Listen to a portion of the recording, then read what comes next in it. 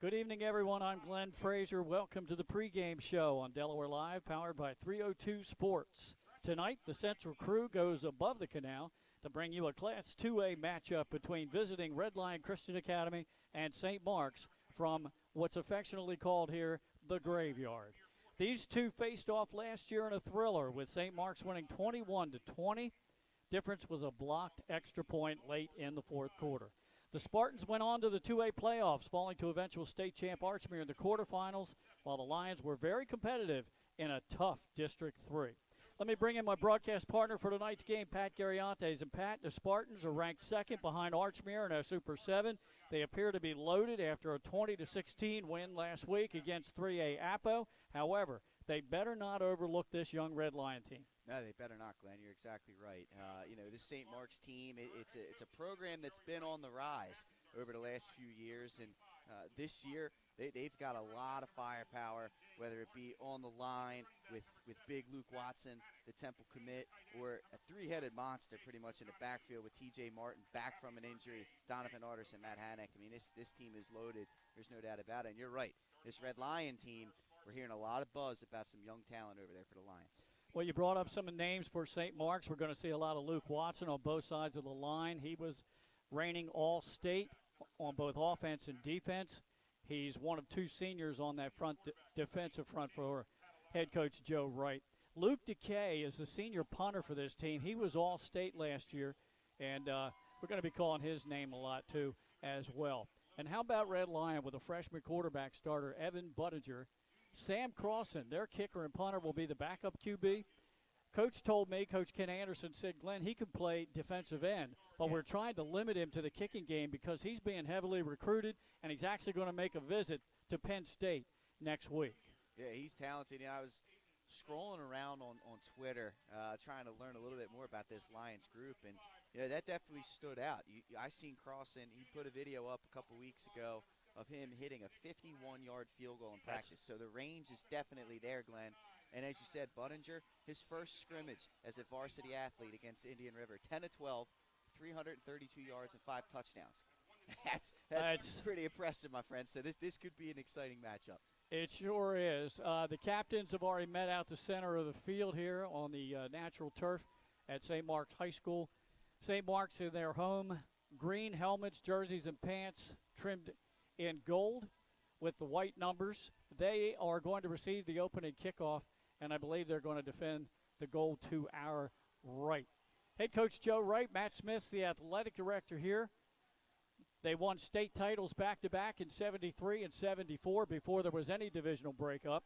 They also won a state title in Division I in 1978 and 2010. As we mentioned last week, they beat Apo 20-16. But I'm really glad that those two got together and scheduled that game last second in Week 0, Pat, because Apo had lost a game with only Charter, who scheduled somebody else and left Apo holding the bag. So they were going to have a 9-game schedule. And, of course, then St. Mark's lost their scheduled game with AI DuPont. Right. So those two got together, and it was great they played the game. It was a very good ball game. Yeah, competitive matchup for sure, 20-16. The Spartans getting a win. In that game, T.J. Martin, I mentioned him earlier in this pregame show. He is a senior running back. He was missed last year with an injury. People may have forgot about him. He made sure to remind them last week. 18 carries, 85 yards. He's getting the job done. And then, of course, the quarterback, Chase Padalano, he's getting the job done as well. 8-16, 84 yards, a touchdown passing as well as rushing in that Week 0 victory. So another great player, junior quarterback for the Spartans. Well, I think we're going to step aside shortly for the playing of our national anthem by the Spartan Marching Band. While they do that, we're going to step aside, Pat. We'll be right back for the kickoff to this one tonight, our game of the week. Red Lion and St. Mark's right here on Delaware Live.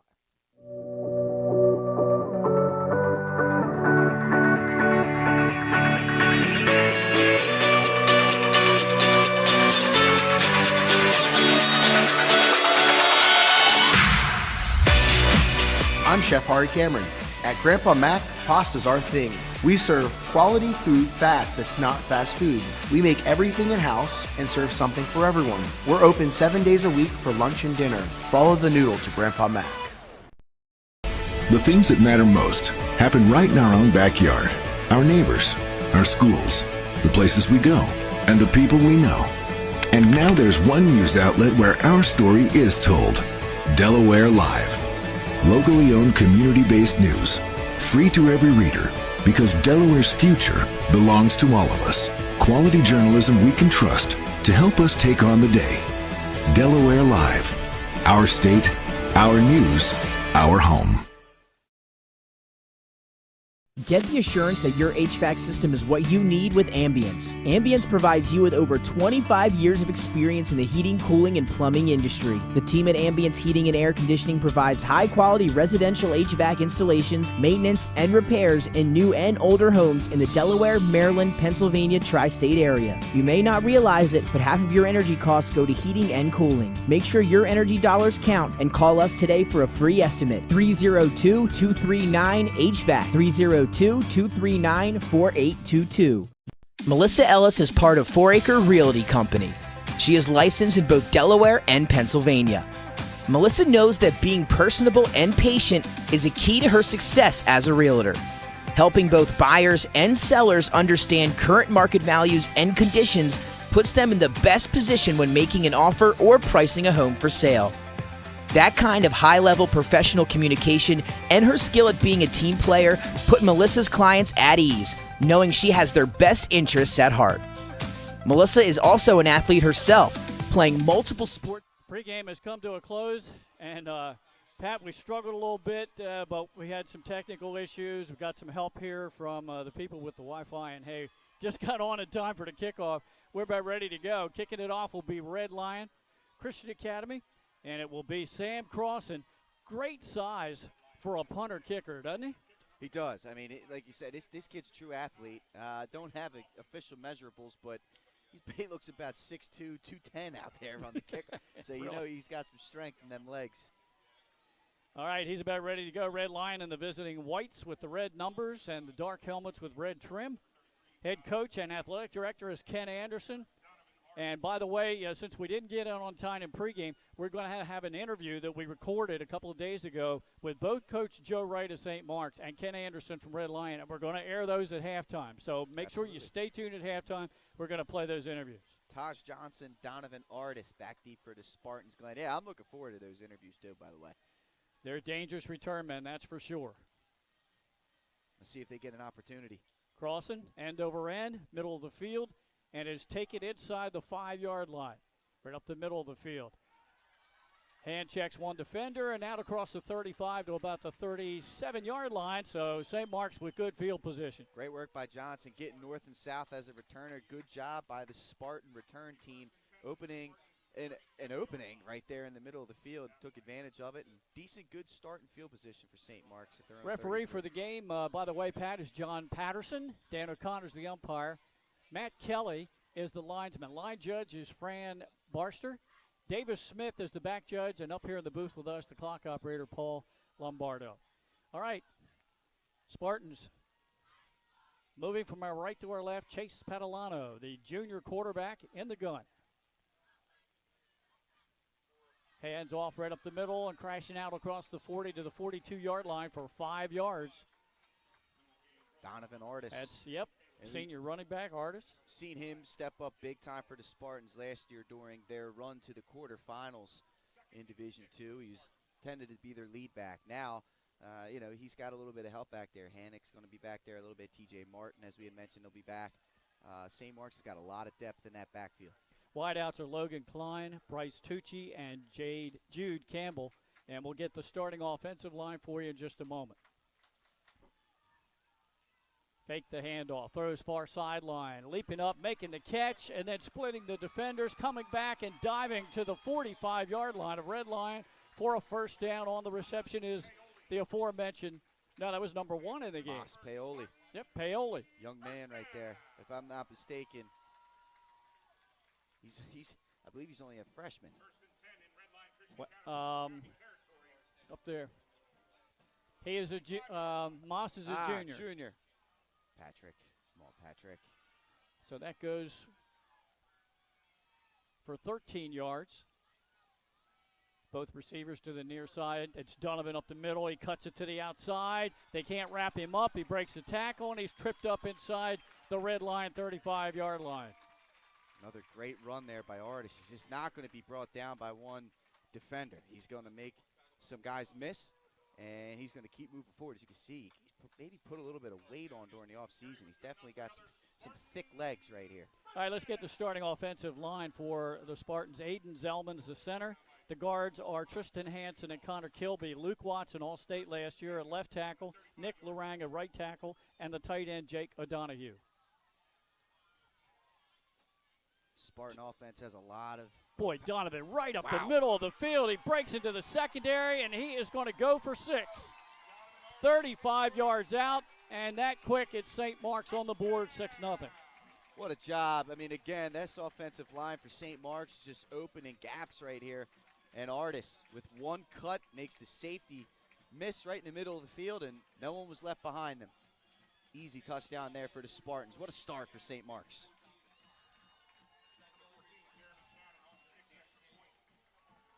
That went for 35, right? Absolutely. Yeah, it's around a 35-yarder. All right. And to attempt the point after, number 14 for St. Mark's, that's Daniel Shannon, the senior kicker. Placement's down, kick has the distance, and the kick is good. That quickly, we have a timeout here in the first quarter. With 10:05 to go, only 2-minute drive for the Spartans, and they lead 7-0 back after this 30-second break on Delaware Live, powered by 302 Sports. Your home, your community. It's not just where you live, it's where you belong. At Dover Federal Credit Union, we understand what it means to be local. We started here, and we're not going anywhere. We're as local as it gets, and we like it that way. We're not just a financial institution. We are the local credit union that you can trust. Local people, local decisions. Dover Federal Credit Union. Your home. Back here at St. Mark's High School, I'm Glenn Frazier. He is Pat Garriantes. On camera upstairs, Nick Halliday and Jason Winchell around here too, taking photographs as well. As Red Lion now will receive the kickoff following the 35-yard touchdown run by Donovan Artis right up the middle of the field. Great blocking by the interior line. That it was, Glenn. And like you said, one cut and go. Artis did not dance, didn't waste any time, scampering in for the score. Back deep, Breon Sims to the far side for Red Lion. I think that's Sims. Check and see if there's more than a 1 there. It is not. It's number 16. Kickoff comes to the near side, and it will scoot out of bounds before it goes in for a touchback. So that's a penalty, and Red Lion will probably take the ball at their own 35. That was a heads-up play there by the senior Seth McGroarty, making sure, keeping an eye on that. Saw that it was going to go out of bounds. It was just a matter of, is it going to go out of bounds in the end zone for a touchback or beforehand? Right. Wisely let that one go, and a decision to be made here. Jasir Rogers was the other deep return man to the far side of the field. And he's a freshman, Jasir Rogers, a guy to keep an eye on. Again, this freshman class for Red Lion is impressive. You got Rogers, you got the quarterback, Evan Buttinger, a freshman. There are 3 senior running backs. We're going to see a lot of Breon Sims. Actually, Red Lion's going to make St. Mark's re-kick 5 yards farther deep. That is an option. There are 3 options when it goes out of bounds. 5-yard penalty and re-kick. Take the ball where it goes out of bounds, or take it first down to your own 35. So back deep will be McGroarty, Seth McGroarty, and Jasir Rogers. Clearly, they want to try and set up a return. They feel like they have some dangerous return men in McCroarty and Rogers, and they want to give them an opportunity. So kicking it again.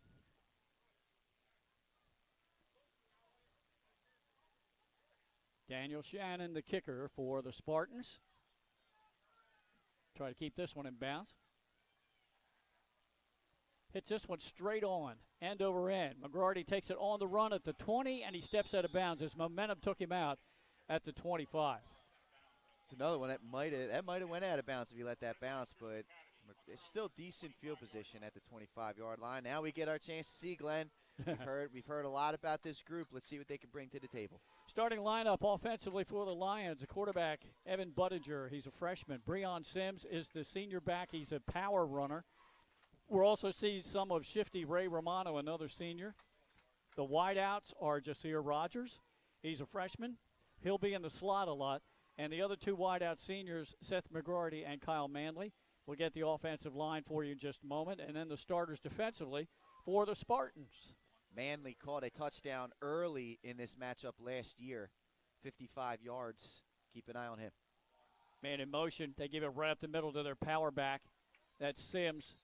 And Sims might have got a yard to the 26. So let's set the offensive line. The center is Carter Raisin. Left guard, John Woodfield. Right guard, Nico Sarson. Left tackle, Abu Sacco. He made second team All-State last year. And a right tackle, Carter Sareka. He's a junior, and he's being heavily recruited, and Coach Anderson tells me very good in the classroom. The tight end is Shane Caleb. Absolutely. And they're solid up front. I mean, St. Mark's has got two big-time beasts on the defensive front, Luke Watson and Aiden Zellman. But I got to be honest with you, look down at Red Lion, they can match them with the size. Oh, they sure can. And it's a young group. Once again, Buttinger. This time they give it to the wideout in motion, and he is tackled in the backfield for a loss. That's Rogers on the carry. Back at the 21, that'll lose 5. Right away, there you go. That's our first look at number 75, Luke Watson, the Temple commit. It's going to be a tough guy to block right there. I mean, he's about 6'6", I'm going to probably butcher the weight, but we'll say around 250, 260, not sure. But the guy can move, man. Yeah, That's a legit D1 athlete. Great size and plays on both sides of the ball. He's joined on that front by Aiden Zellman and Matt Hannock. Linebackers are Luke DeKay, TJ Martin, Daniel Egan, Keegan Barnes, Wesley Millman. Secondary, Donovan Artis, Taj Johnson, and Mas Paoli. They load up with trips to the near side. Buttinger back to pass. Pressure. He steps up, and he's sacked back at the 16-yard line. Zellman coming through the middle. Again, this defensive front here from St. Mark's getting pressure by themselves. They brought a little extra blitz there, and there was just nothing Buttinger could do. He tried to step up in the pocket. Zellman said, no, not going to happen. What a start here by the Spartans in the first 2 possessions of this game. All right, it's going to be 3 and out, and going back to punt. Number 9, that's Crossan. Jude Campbell back deep to return for the He's Spartans. Respecting the punting ability of Crossan, isn't he? He's all the way back at his own 40, Pat. Yes, he is. Crossan's going to hit this from about the 5. Good snap by the long snapper. Punt is angled to the far sideline and will hit up near the red line 40 and go out of bounds. Let's see where the side judge on the far sideline, where he's going to mark it. It's going to be inside the 40. Oh, my gosh, inside the 35. No, he definitely mishit that one, Glenn. He's still walking inside the 30, and now all the way down to the 25, a Red Lion. Yeah, he mishit that one, no doubt about it. He tried to pin that thing in a corner, and I think it just kind of went off his foot the wrong way. What an opportunity here for the Spartans to really, cement a dominating start here in the first quarter. Already up 7, and now you got a short field. Yeah. Well, let's set the starting defense for the Lions. The front 3 are Nico Sarson, Abu Sacco, and Carter Sareka. Linebackers are Malik Pinkett. Keep an eye on him. He's a freshman. Coach Anderson says he flies all over the place. Jack Wilson, Demir Forehand, and Shane Caleb, the other linebackers. Let's get the play. Low snap. Quarterback had to go down and grab that, Padalano, so it was a late handoff and a very short gain. That was T.J. Martin on the carry. You can see already, Artis had all those carries on the first drive. Now T.J. Martin's out here getting a carry to start the second drive off. What a luxury for Coach Wright and company to have a multitude of guys that they can hand the ball off to. It allows them to keep these guys fresh. Looks like basically no gain on that play. That was due to a low snap. Padalano did go down to get it real quick. So let's set the secondary for you for the Lions. It's Kyle Manley, Seth McGroarty at the corners. The safeties are Xavier Moore and Jake Eball. 2 receivers to the bottom of your screen, 1 to the top. Low snap again. Padalano goes down and gets it, throws down far sideline, and the receiver makes the catch. Did he get a foot in? Incomplete, Glenn. Looks like they didn't get it, but I tell you what, perfect placement for Padalano. And I tell you what, going up and making a play on the ball was Jude Campbell. He just could not get that foot down, but that's a really nice play there by the Spartans. I like the idea of taking their shot, trying to really, put their foot on the throw to Red Lion early in this one. Makes it 3rd down and long.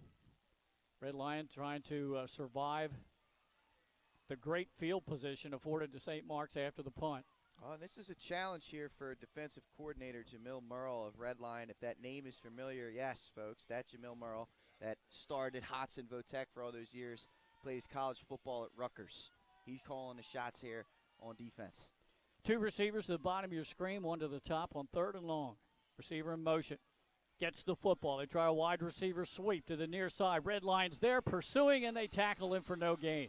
Great job. That was Johnson on the carry, and that was a great play by Malik Pinkett, the 9th grader, number 23 for Red Lion, making sure nothing gets outside of him and just stretched the field with the running back and made a big-time play. Again, this freshman class for Red Lion, we've heard the rumblings about him.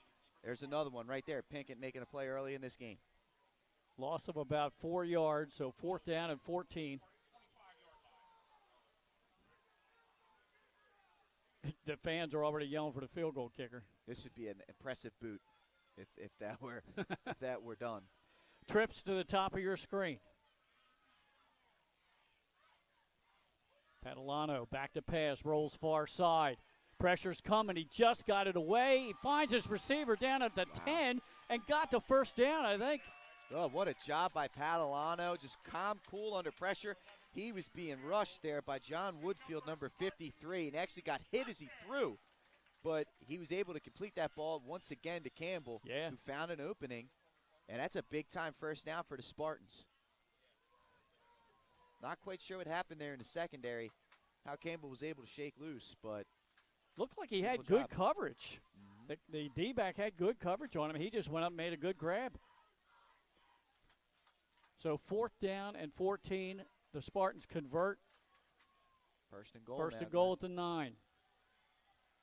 Padalano turns, hands it off. Right up the middle of the field. That's number 2, T.J. Martin. I think he's just shy of the goal line. It looks like he said touchdown, Glenn. I see touchdown on the far side. And now a flag thrown in the end zone. This is going to end up being maybe a celebration penalty. I'm not sure, but Martin did get it across. Yeah, he had the side judge from the near side who marked it short. And then the far side judge signaled touchdown. The officials are going to have to talk at least a little bit about the penalty. I'm sure they'll probably determine whether they let this touchdown stand or if the points come off. All right, here's the call from the white hat. I think that's based off of the Spartans' It reaction. is a touchdown. Yeah. And we've got a dead ball foul, unsportsmanlike, against St. Mark's, which I'm sure is going to be taken by Red Lion on the kickoff. Yeah, not sure if something was said or if it was just the celebration. But, yeah, nonetheless, it looks like this is going to be marked off.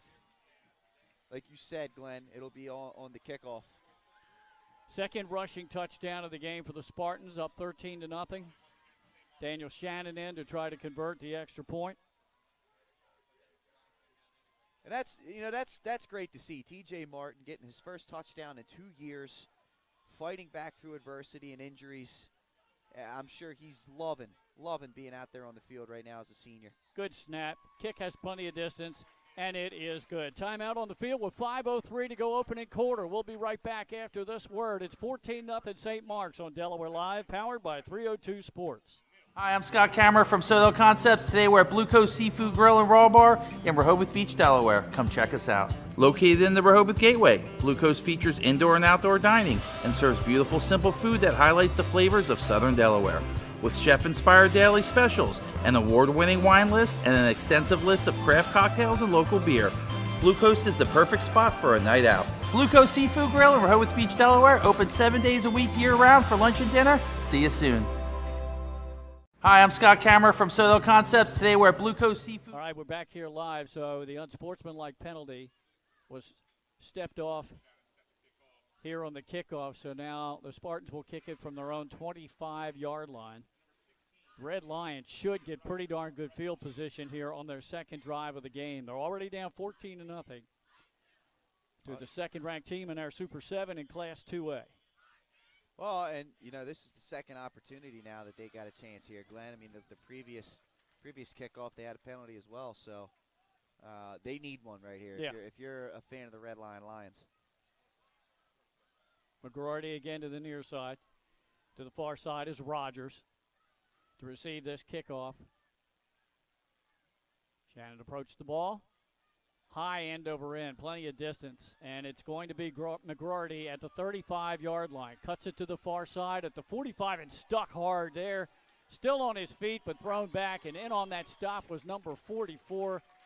Caleb King. Yep, good Wow. stick on special teams.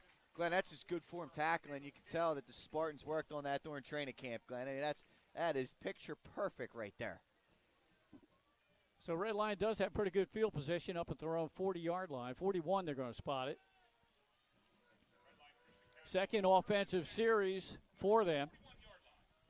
It's again Evan Buttinger, the freshman, at quarterback. And we've seen mostly Breon Sims back there in the backfield with him, and that's the way they'll line it up again. Manley's the wide out to the bottom of your screen. Rogers, McGroarty to the top. Buttinger puts that foot down and now brings Rogers in motion. Takes the high snap. Penalty flag is down. I think we're going to have procedure. Yeah. Throw in the far flat is over the intended receiver, McGroarty, and incomplete. I think It's a legal the motion receiver cut upfield too soon. Exactly right. You are spot on with it. Got to keep them shoulders parallel. Can't let them turn. Can't turn upfield too soon there. And I'll tell you what, yet again, this St. Mark's defensive front is letting the freshman Buttinger feel it. Once again, taking a shot while he's throwing the football there. And that was Luke Watson that time that was in there to make the play. And they declined it. So second down, Glenn. They declined the penalty yardage. 2nd and 10, they'll take the incomplete. That's confidence. That's confidence in your defense. We're inside of 5 minutes to go here in this first quarter. Great night for football. We're going to play this game in the low 70s. Hardly any wind at all to speak of. And that sun goes down, and tell you what, man, it's feeling pretty good in here. Good crowd here tonight. Buttinger takes the snap, fakes the handoff, and has the pass deflected at the line of scrimmage. He was trying to hit a wide out Rogers. It was Watson again. I mean, again, you got two guys that are 6'5", 6'6" at your defensive line. This quick pass route, it's pretty simple. You just teach him, hey, if you're not going to be able to get there and come up with the sack, get big. Watson did exactly that. These are going to be tight throwing lanes for Buttinger. Yeah. And he just was unable to get that one by the defensive front. Once again, Luke Watson, all Class A, all state last year, both on the defensive and offensive lines. And, folks, you can see why.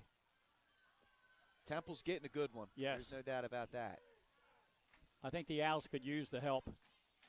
Trips to the bottom of your screen, a lone receiver to the top. Tight end is out of this alignment. Look for a screen maybe to the bottom. Buttinger back to pass. Looks, now he steps away from the pressure. He throws it downfield, and it's picked off, I think, if he stayed in bounds. Yeah, he's going to be well out of bounds there. It is a great coverage there by the St. Mark's secondary. That was Keegan Barnes as well as Taj Johnson over there, double covering that receiver. But Buttinger really didn't have anywhere to go with it. He had to try and force the issue there. Yeah, nice coverage by the backfield of the St. Mark's because he had time to throw. He finally had to scramble a little bit. So that brings up 4th down. Let's see if Crossan doesn't really get his foot into this one. Sam Crossan. I'm sure he's not happy with what happened on the last punt. Good snap by the long snapper. He waits a little bit, gets plenty of hang time on this one. That should not be returned. Let's see. Takes a little bit of a St. Mark's bounce. Spartans are going to have it about their own 32 with 4:31 to go first quarter. That's a decent punt. Why not? You get him down there at the 32-yard line, force the Spartans team to drive. And, Red Lion needs to come up with a stop here for sure to try and stop the bleeding. St. Mark's is clicking on all cylinders right now in every facet of the game. Yeah, they sure are. It'd be interesting to see who's going to get the carries this time. Artis had the carries on the first drive. TJ Martin had the carries on the second drive. Is it Matt Hannock time? I don't know. Let's see. We'll find out.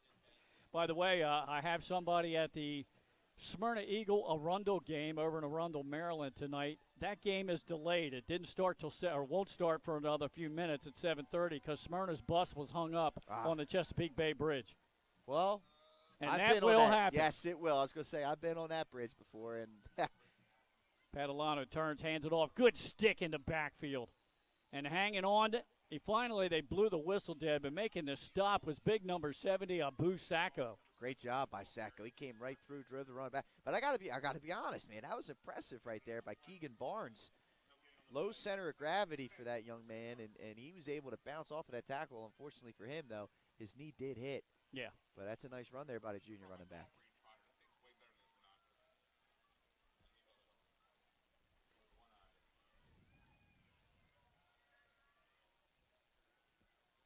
Wideouts to both sides of the field. The running back this time lines up behind the QB. Padalano takes the snap, pitch out, going sweep to the far side. Stuck in the backfield again. Red Lion is. I was going to say he was down, Glenn. Sorry. Saw that. I was going to say they blew the whistle, I think, right? Blew a play dead. Wow. I'm going to try to see who that was getting in there. Looks like that was number 2, Shane Caleb for Redline, who got in there and ripped the ball out. And I think Barnes is down. And I hope all is well there with Barnes. Never like to see this. No. We had a lot last week in week 0, a lot of cramping, and you expect that first game of the year. But we hope this is nothing serious. We're going to keep it right here. So I just brought up the fact that we should be getting scoring updates from that Smyrna Arundel game. And I did a story that's on our website at Delaware Live when we found out that defensive coordinator Dan Wagner sent me an email in response to their quarterback situation and said, by the way, Glenn, I'm the interim head coach. Head coach Mike Judy is taking a temporary leave of absence. It's a medical leave. He said it's nothing life-threatening, but we wish him the best. Yes. He's one of the great guys in the game. He's one of the great guys, period, as far as I know. And we wish him the very best and hope that he's back on those sidelines very soon. Absolutely. Yeah, Coach Judy's a true Delaware legend. I mean, there's no doubt about it. He really flipped the game of football on its axis within this state of Delaware with, his unique coaching style, attacking with players on one side of the ball as opposed to both sides, and his air raid offense those first 3 years with Nolan Henderson and company. Yeah, I hope all is well and a speedy recovery. All right. Barnes came off under his own power. He looked to be okay. Back to pass. Padalano zips the ball to the near sideline. Nice catch made. Racing inside the red line territory. Still going down the sideline. Stiff arms a defender. And what a run after the catch by Logan Klein, the junior. Great job by Klein, but my Lord, what a throw by Padalano. Again, I talked last week about, great passing that we saw in that Arundel game. And right there, it was Padalano put that ball. That was great. That was great coverage once again, Glenn. Yeah. That was just a perfectly placed ball in stride to Klein, and he took it a decent amount down, and now first and goal opportunity here for the Spartans. It's about a 65-yard pass play. And that gets St. Mark's in position to add to their 2-score lead with 3:10 to go in the opening quarter. What a throw. First and goal at the 10. Padalano flanked by Hannock in the backfield. Throws it into the corner of the end zone and just overthrows his intended receiver. That's Campbell, incomplete.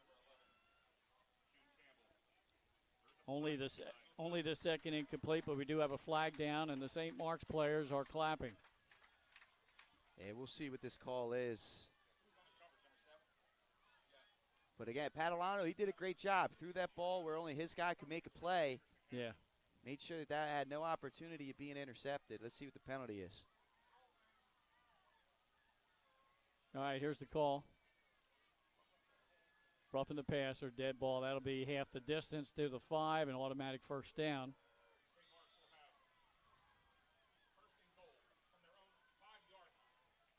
Another great opportunity here for the Spartans. What a quarter, Glenn. What a way to open this game up. Well, yeah.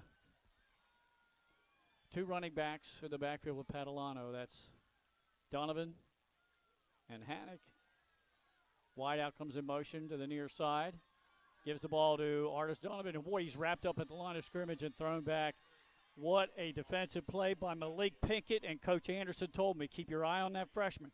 Yeah, you're not kidding. You know how strong that young man has to be? Look, we talk about Donovan. Artis is not a thin guy. He is pretty well put together, and he is a strong young man. And Pinkett threw him around like a rag doll. He did. Wow. Second down and goal. That backs him up outside the 5 to the 7.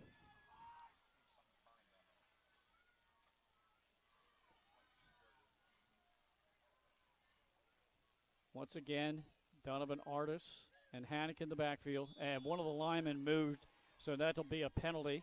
And take the Spartans 5 yards farther back. So a 2-yard loss on a run, now 5 yards on a penalty. Yeah, it looked like miscommunication there. It looked like Hayden, the senior lineman, the senior guard there, probably went on 1, and snap count was on 2. That's, you know, that happens. Been there, done that, my friend. Second and goal from the 12. But let me tell you, St. Mark's has had no problem making up penalty yardage in this game. No, they haven't. They had a huge 4th down and 14 play to get that first score. And then, what, a 65-yard pass play to set this up. 2 wideouts to the top of your screen. That's Klein and Campbell. Padalano in the gun. Now 3 wideouts out there. A little out route pattern thrown. Way to come up. Good coverage by the secondary man to come up and make the tackle short of the goal line. The intended receiver getting that ball was number 33. That's Johnson, right? Yep, Taj Johnson. And it looked like coming up and making that play from the corner position, trying to get a number out there. Tough to tell. He hasn't turned and faced me yet. Is that 18? I think it's 18, yeah. I don't have an 18. I wonder if it was 8, Kyle Manley. 19 maybe. Can't see. He's yet to face us. The mystery we do man, have a 19 up whoever that was, whoever that corner was out there, great job coming up, filling the gap, making a play, staying disciplined. There is a 19 out there, and he's on our roster up there. And that would be Jack Wilson if it was him. Artis started inside, nicely cuts it outside, gets a good block, and he's in for the touchdown from 12 yards out. Second touchdown of the game. Nice cutback ability. Great job by Artis. And I tell you what, that was set up by the crackback block of number 15. That is Logan Klein. He came back. He took the outside linebacker out on that block, and that gave Artis the ability to get outside and get to the pylon for that touchdown. And that's one of those that doesn't go on the stat sheet, Glenn. But when these guys are watching film on Monday afternoon, Coach Wright's going to point that one out. Great job, doing your job, helping contribute. Extra point try.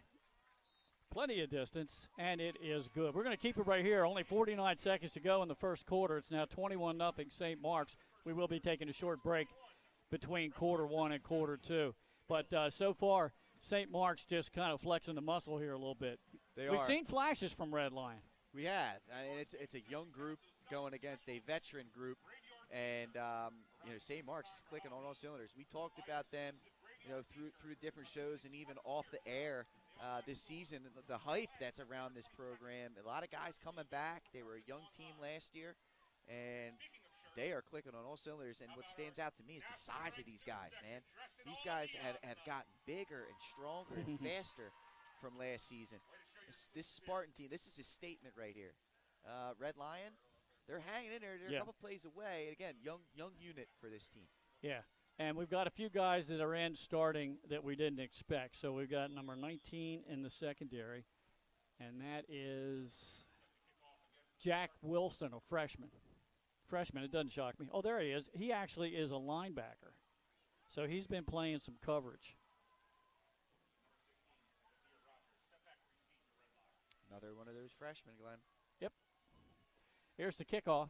High, end over end, sends McGroarty back to the 8-yard line. Straight up the middle of the field, cuts it to the left side, spins, and will go down shy of the 25.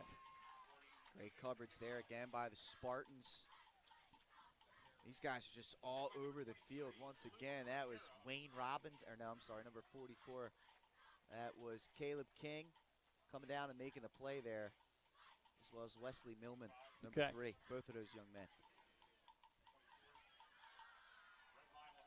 It's going to be at their own 25-yard line. Just 42 seconds to go in the opening quarter.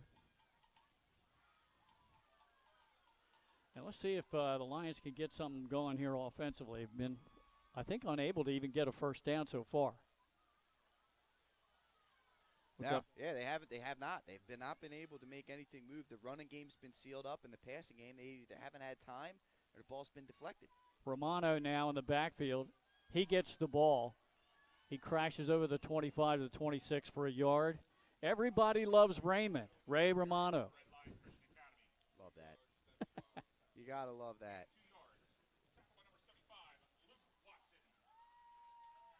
And guess who was on the stop? Big 75, Luke Watson. He's all over the field, that young man. Clock running down to 16 and counting to go in the quarter. Not sure. I didn't see what the time was when the play ended, but I don't think Red Lion has to snap it. Yep. Yeah, they should be good. They're not going to. They're headed to the sidelines. We're going to take this break and step aside. 1 quarter in the books here from the Graveyard. And it's St. Mark's 21, Red Lion nothing on Delaware Live, powered by 302 Sports. High Five Hospitality was founded in 2004 when 3 guys teamed up to introduce the Buffalo Wild Wings franchise concept to Delaware.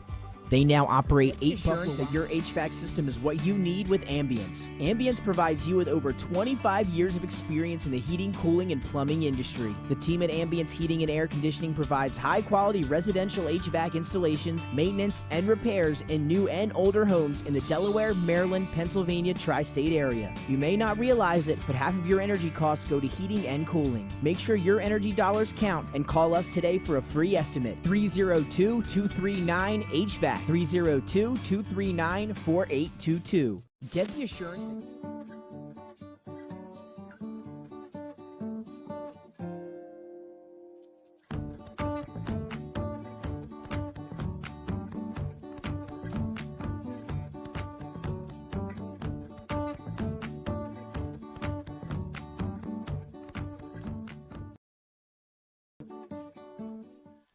Back here to start the second quarter of action, Glenn Frazier alongside Pat Garriantes. Nick Halliday operating camera on top of the press box. He's got a good view up there, and a nice little breeze just starting to pick up here. That's Spartan Stadium, or better known by the locals as the Graveyard. Love it, love it. I mean, obviously there's All Saints Cemetery, which is right behind us. Right. No pun intended. Yeah. I grew up in the area. I was right in Heritage Park, Glenn, so I'm very familiar with. Well, there you go. The All Saints Cemetery. I'm wondering if that's part of the nickname, right? And of course, our colleague and partner in crime, Nick Alessandrini, went to school here at St. Mark's. Hey, St. Mark's, great. Yep. You talk to Coach Bill Harmon. You talk to a lot of these guys. They tell you something. Nick Alessandrini was one heck of a linebacker. Let me tell you. He was going to be here tonight to watch the game. Haven't seen him come check in with us at the booth, but he was running into some traffic issues. All right, second down and about 8 for the Lions. Budinger in the gun. Looks far side, zips the pass out there, completes it to his receiver who broke a tackle. Has a first down up the sideline, and that's the first down of the game for the Lions. On the reception is Kyle Manley. Yeah, Manley was a great job, a quick hit and route, and that may be the direction this team has to go, right? They had a couple of deep dropbacks trying to get behind the St. Mark's secondary, and the pass rush has been getting to them. How do you eliminate the pass rush? Quick hitters. And that was a great job. Good throw by Budinger, first completion of the game, hitting his senior receiver for a first down. That went for 16 yards to Manley. Good yards after the catch by him as well.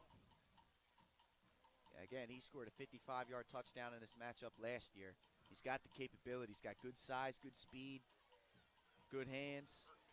And speaking of him, there he is lined up near the St. Mark's sideline at the bottom of your screen.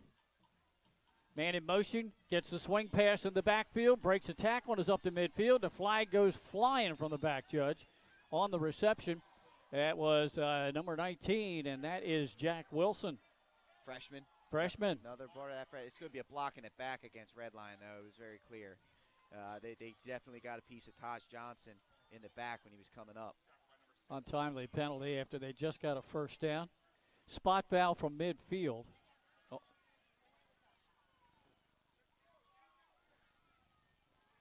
Actually, it looks like it was a spot foul from the 45. So it goes all the way back to the Red Lion 35-yard line, where it'll be replaying the down, first down and almost 20. I like this. I like, though, from Coach Anderson now, he's gotten Budinger a couple easy completions to try and get him settled into this game. I mean, they're down 3 touchdowns, but, you know, if they could get these quick hitters, get your quarterback in rhythm, see if you can make something happen. 2 backs behind Budinger for blocking. Throws it in the far flat, going up and trying to make the reception incomplete. And let's see who that was. I'm trying to pick up a number 16 that was. That's Rogers. And that was Keegan Barnes in coverage, and he did not break down at all. He was right there stride for stride. That would have been a difficult completion. I've been impressed with the Spartans' pass coverage in this one, Glenn. Not only does the pass rush got there, but the secondary, no one's getting behind. Nobody's too far away. Yeah. I mean, these guys they're locking up right now. Impressive. Like I said, last year they lost to eventual state champ Archmere in the quarterfinal round. During the regular season, they only lost to the Hawks by 3 points. Yeah, that playoff game definitely, I think, stunned a lot of people. Gotta love the win, Glenn. Yep. Budinger flagged down again. He's hit as he releases. The ball is intercepted at the 45. Running down the far sideline, breaking a tackle, and close to the goal line, but not in. Mas Paoli on the Mas interception Paoli, there. the safety, would check the flag. Yeah, I'm curious to see what this penalty is. Was it holding? Budinger was hit right when he released the ball. It was a floater out there, and that's how Paoli was able to pick it off. As we see the Spartan, the mascot down there. Let's see, a personal foul. It's on the wrong red line, so that's declined. So it's an INT, and it's going to be a 43-yard return. Looked like the call, Glenn, was a chop block. Okay. So on those pass coverages, that can happen. Somebody's engaged with the guy up top. Yeah, it looks like they're at the 2-yard line. Looked like the tackle was engaged with a pass rusher up top. A guard came down and chopped the legs out, and that's a no-no. Can't be doing that. So Spartans already up 21-0, trying to add to that. And now first and goal from the 2.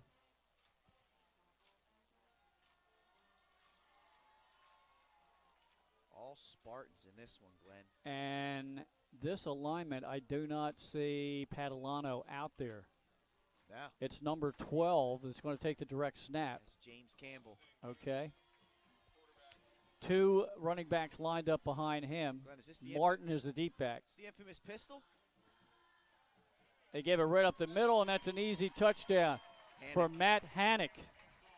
Hannock from 2 yards out. That's the 4th rushing touchdown of the night for the Spartans, and it's now 27-0 with plenty of time to go here in the first half. Spartans are spreading the wealth, Glenn. Artis has got 2.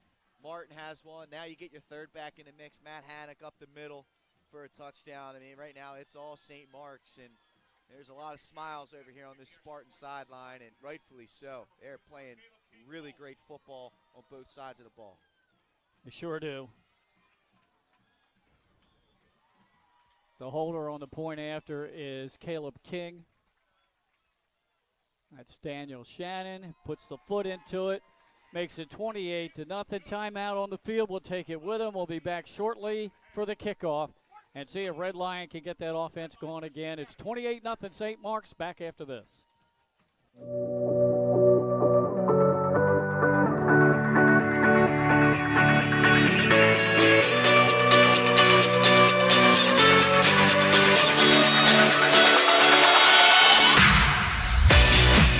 I'm Chef Hari Cameron. At Grandpa Mac, pasta's our thing. We serve quality food fast that's not fast food. We make everything in-house and serve something for everyone. We're open 7 days a week for lunch and dinner. Follow the noodle to Grandpa Mac. Well, we're back here at the graveyard. 28-0 St. Mark's. Still 11 minutes to go in the first half.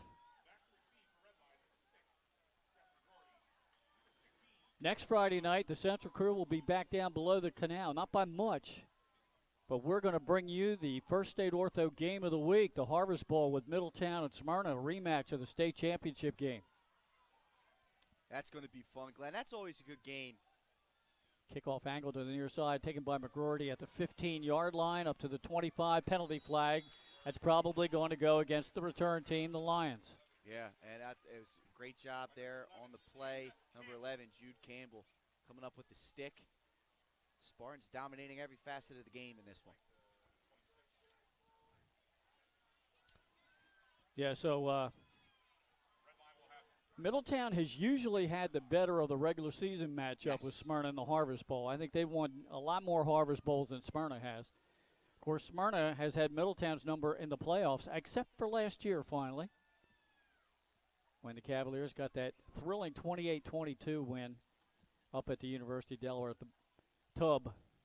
The Tub. Yep. That's it, Glenn. The closest margin of victory for any of the three classes last year. I'll tell you what, it's looking like that could be a situation again this year, honestly. Few teams have something to say about that. Yes, they do. One resides down in the castle. Give it up the middle to Ray Romano, but not much there. Zellman swallowing him up. I mean, there's just nothing. There's nothing that this Red Lion front can do right now with the front of St. Mark's. This defensive line is just absolutely dominating. There's no run game, which is limiting Red Lions' ability to be. Well, you got lost the word, Glenn. That's I all right. lost You got the 3 down linemen, but count 1, 2, 3 linebackers. So 6 in the box for St. Mark's. Unpredictable. There's the word. It's preventing them from being unpredictable. Buttinger back to pass, steps up in the pocket, has time, throws far flat, has his man complete McGroarty, and he is swarmed, but not before he gets a first down up across the 35. Great job, great footwork there by the young quarterback. Stepped up in the pocket, delivered that ball on time through the window in the lane to a wide open receiver, and that's going to be a key. Can Red Lion protect? If they can, I believe this young man here, Buttinger, can make a few plays for them. Yeah. But you got to be able to protect him. You got to keep him on his feet. And as you said, they gave him time to complete the pass, and McGroarty got open. Rogers split to the bottom of your screen, trips to the top. Romano in the backfield. Rolling the far side. Pressure's coming. He's going to be sacked on a blitz. That's O'Donohue right up the middle. There was no chance for a rollout there. O'Donohue just got underneath the pad level of the tackle, Sareka, and there was just nothing you could do. I mean, you could see there indecision by Buttinger. Should I continue to roll out or should I cut it in? That little hesitation by the freshman allowed O'Donohue to sack him. That's the second sack of the game. That one a loss of about 11 yards. What a performance here by St. Mark's here in this first half, Glenn. Red Lion needs to get out to its own 47 for a first down. Trips to the bottom of your screen. Buttinger takes a snap, drops back, pressure coming again. He's going to be sacked again. So Donahue again, back-to-back plays. He was on the other side of the line this time. He beat Sacco for that sack, Glenn. It's tough sledding right here for Red Lion. Yeah, that's another sack of a loss of about 6. This St. Mark's team, again, just the size difference that I see in this group, the speed, the strength along with it. This is a formidable team in this class, too. And they are legit. I know that they're pretty high in our rankings, and they're pretty high in terms of other people's rankings as well throughout the state, and it's rightfully deserved. Well, let's see what Coach Anderson dials up with 3rd down and over 25 to go. Buttinger steps up into the pocket, goes sideline, throws the pass. Nice catch, and a first down. Down the sidelines, and on that reception is Manley. Great job by Manley. You can see these two have spent time during the summer season getting their timing right, freshman to senior. Great job by Buttinger stepping up, found a lane to escape. And instead of trying to run, as we see so many quarterbacks just try and take off and run once they have to scramble a little bit, he didn't. He kept his eyes downfield. The senior receiver did the scramble drill, came back for the ball, caught it, broke a tackle, made a big play. That's nice work right there by Red Lion. Yeah, big play. Biggest play of the night for Red Lion. That goes for about 40 yards to the 39-yard line of the Spartans. Two receivers to the top of your screen. Looking near side is the quarterback, Budinger, and he is snowed under again. It's going to be a minimal loss, but it still goes down as another sack. That's sack number 4, the third in this drive. Yeah, you can see the freshman there. He's starting to feel the pressure a little bit, right? He's back there. He was in a very clean pocket. Very clean pocket, but his initial read wasn't open, and he thought he had to bail, and he bailed right into O'Donohue. If he'd have just stayed there flat-footed, right, kept his feet moving and didn't move up or back, he'd have had more time. He stepped right into the sack on that one, and that's strictly due to the pressure that St. Mark's has put on him from the pass rush. 7 minutes to go in this first half. St. Mark's on top 28-0. Red Lion on the move. Second down and about 12, back at the 41. Trips to the bottom of your screen. A lone receiver to the top. Budinger throws top of the screen and was a little bit low and behind his receiver and partially deflected by Luke DeKay, the senior linebacker. Hey, great job by DeKay getting in the throwing lane, getting his hand on a ball right there. Bringing up a third down and long. Well, they just converted one of the longest third down conversions of the year so far. Yeah. That was third down and 25 plus. Clock stopped with the incomplete. 6:46 to go, opening quarter. We'll try to bring you a score of Benny Mitchell and his Southern crew. They have the First Aid Ortho game of the week tonight down at the Castle in Georgetown as Sussex Central hosts Louisiana. And we should have something for you at halftime. We should. Budinger, pump fake. Now he throws it way downfield. Leaping interception made down at the 13, and now it's incomplete. Yeah, and you got to give credit there. It looked like one of two things happened. Either the ground caused, Taj Johnson to pop that one up, or McGroarty got a little bit of a hand on the way down, knocked that one out from Johnson. But nonetheless, again, perfect positioning by the St. Mark's secondary. They've done a really great job not allowing any Red Lion receivers behind them. Double coverage that time on the intended receiver. McGroarty stops the clock with 6:39 to go in the half. Fourth down at 12. Red Lion will once again bring 3 receivers to the bottom of your screen, 1 at the top. And now we have a whistle. And a timeout taken defensively by St. Mark's and head coach Joe Wright. Let's keep it right here, and I'll see if I can't find some scores for us, Pat, while you tell us about a little bit more about that matchup we have next week, Middletown and Smyrna in the Harvest Bowl. Yeah, I mean, it's become a big-time rivalry here in the modern day of Delaware High School football. Obviously, both quarterbacks graduating, Cam Edge as well as I'm blanking. Last year it was Braden Davis, yeah. who's down in South Carolina, Right. Cam Edge at University of Maryland. Correct. So you got 2 new quarterbacks coming into those programs, some new faces as well, but a lot of talent. I know both teams have had some transfers come in, and it's just a really good, high-quality football game. It's the class of Delaware football, honestly, right now. Those 2 teams have really gotten after it. It's a beautiful time of the year. The fan bases are rabid, so if you're able to get down there, fantastic, because the atmosphere is phenomenal. If not, tune in with Glenn and I, and we'll bring you all the action. Looking forward to it for sure. Well, one final from earlier today, Charter beat First State Military Academy in a rather close game, 21-6, and Seaford is leading Tower Hill 14-8. That's Seaford Blue Jays. What a feel-good story, Glenn. That's not Tower Hill, are they? Yeah, they're playing. No, yeah, Seaford's playing Tower Hill, right? Not sure, but nonetheless, whoever they're playing, it is a feel-good story to see the Blue Jays return to competitive football here in the state of Delaware. Had a penalty flag. Yeah, it was a offsides or false start there on the receiver. Manley got done a little too quickly out there. 4th and 17 now. We'll spread this out here, Glenn, and Budinger's talking to Manley before he gets back into his shotgun position. Yep, now ready to go on this 4th and long. Back to pass, pressure's coming, steps up away from it, sets, throws middle of the field, has his man wide open, and it's a first down, and that is complete to, I don't know whether it was Rogers. No, that was number 19 there, Jack Wilson. Okay, Jack Wilson.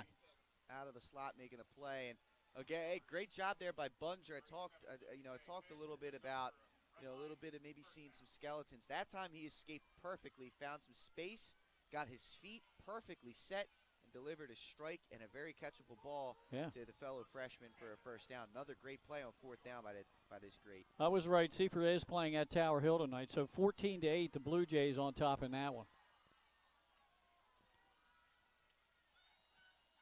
Buttinger takes the high snap, hands it off right up the middle.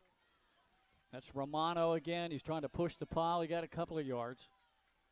As we're inside of 6 minutes to go in the half. Looks like he got 3. We'll call it 2nd and 7.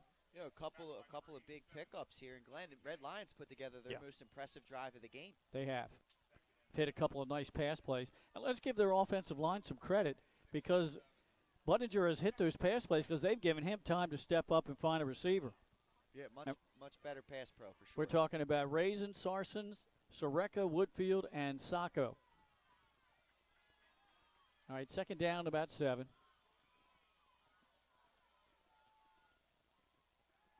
Buttinger, pressure's coming again. He steps to the far side, and he's going to go down. Behind the line of scrimmage, officially a sack and a loss of about a yard. O'Donohue again. That's his third sack of the drive, Glenn. Third sack of the drive. Wow. And there's just nothing Buttinger can do there. Again, good, and this is all, this is good secondary work by St. Mark's, allowing his pass rush to get to him. Now another 3rd down and long. Red Lions done a pretty good job at converting them, but you definitely don't want to be this far beyond the sticks. No. Too often. 4:35 to go, first half. It's 28-0 St. Mark's, but Red Lion with an impressive drive right now. 3rd down and 9. St. Mark's was showing blitz. The linebacker stepped off, but he still is sacked, and that is O'Donohue again. 4th sack of the series, Glenn. Of the series. He comes in for number 75, Luke Watson, and he has not, the bar has not been dropped off. I mean, he is just making, he's wreaking havoc here on Red Lion. Now look at this, Glenn. I know what you're thinking here. Sam Croston's coming out on the field. Is this going to be a field goal attempt or a punt? Might be a field goal attempt. They said, the coaching staff told me in a scrimmage against St. Andrews, he hit a 51-yarder. And here he goes. He's going to attempt this. This is going to end up being, what's that, a 47-yard field goal, Glenn. Yeah, the placement is 37, you're right, so it's a 47 attempt. McGroarty is the holder. High snap, McGroarty gets it down. Crossan gets the kickoff, it's going to be short. Short and to the right. Yep. I like it. I like seeing that. It looks like maybe there was a little bit of a mishit on the snap. On the hold, I should say. Yeah, it was a little high. McGroarty got it down quick, but it might have thrown the timing off just a little. So taking over on downs, their own 20-yard line will be St. Mark's, holding on to that 28-0 advantage. Once again, earlier today, the Force from Wilmington Charter got a 21-6 win against First State Military Academy from Clayton, Delaware. And we had a score of Seaford 14, Tower Hill 8. That one up in the Wilmington area at the Hill. Yeah, great. Again, it's just great to see Seaford back. It's been a while since the Blue Jays have had this much skill down there. It started with the basketball program making a Final Four run last year, and now the football team potentially off to a hot start if they can hold on to that win. Back to pass. Adelano, he had a lot of pressure on him. It's underthrown and almost picked off. You had 2 defenders back here, and I think that was a dangerous throw for sure. And luckily, Ebaugh was in really good coverage there, number 45, Jake Ebaugh, the sophomore. Couldn't hold on to it. But back there the other safety, Moore, and they kind of collided. Lucky, though, for Padalano that did not end up a turnover there. He was looking for Logan Klein. Really just kind of threw that one up for grabs. All right. Stops the clock with 3:16 to go in the half. O'Donohue resets as tight end to the near side. Catalano turns, hands it off. Up the middle, breaking tackles. Donovan Artis. Looks like he has the first down up at the 30. Low center of gravity there by Donovan. He's bouncing off of tacklers, falling forward, getting a first down. Just impressive work here. And again, the stable of running backs that St. Mark's has between him, Martin, and Hannick. And even today, Barnes getting a couple of carries. Yep. Exactly. It's impressive. Under 3 minutes to go in the half. Splitting to the far side is Tucci, top of your screen. We have Klein and Campbell to the bottom. Catalano in the gun, takes the snap, drops back. Pressure's coming. He scrambles to the far side of the field. Flag is thrown, and he's just going to go down and take a knee. Just shy of the 39-yard line, but I think this one's going to come back. Yeah, the flag is thrown in that spot of holding, Glenn, and that's exactly what the call is going to be. One thing I liked, though, from Catalano there, he saw the play break down. No one covered him, right? It was like straight zero coverage. Nobody accounted for the quarterback. He took off and ran, and then he slid. He didn't take any unnecessary hit. Yeah, right. I like seeing that from my quarterback if I'm a coach. Yeah, he took a knee, but it was a sliding knee. Yeah. Penalty yardage stepped off back close to the 10-yard line of the Spartans. First and Dewey Beach here for the Spartans. Well, we had an incomplete pass in this drive, and then a 10-yard gain for a first down, and then the penalty. So first down at 20. Clock running, 2:20 to go in the half. Coming up at the halftime, remember we have 2 Zoom interviews we did earlier in the week with the 2 head coaches, Coach Anderson and Coach Wright. We're going to play those for you coming up at the half. Catalano clapping for the ball. Gets the snap, turns, and there's nobody there to hand it off to. Now he takes off himself, eludes one defender, and gets out of bounds at the sideline. Busted play that time for the Spartans. Yeah, miscommunication. I'm not sure if, it was Catalano who turned the wrong way or the running back went the wrong way, but Catalano did what they teach you. You know where the play is drawn up to go, right? Follow the blocking. Good point. And he did exactly that and just got what he could. Yeah, he gained about 6 yards, I think. Under 2 minutes to go in the half. Coming in with a play from the sidelines is their quarterback, Catalano. Nice night here for Friday night football. This is week 0. We down at Dover. We were right around 70 degrees. Nice weather. Same thing here tonight. 2 receivers to the bottom of the screen, 1 to the top.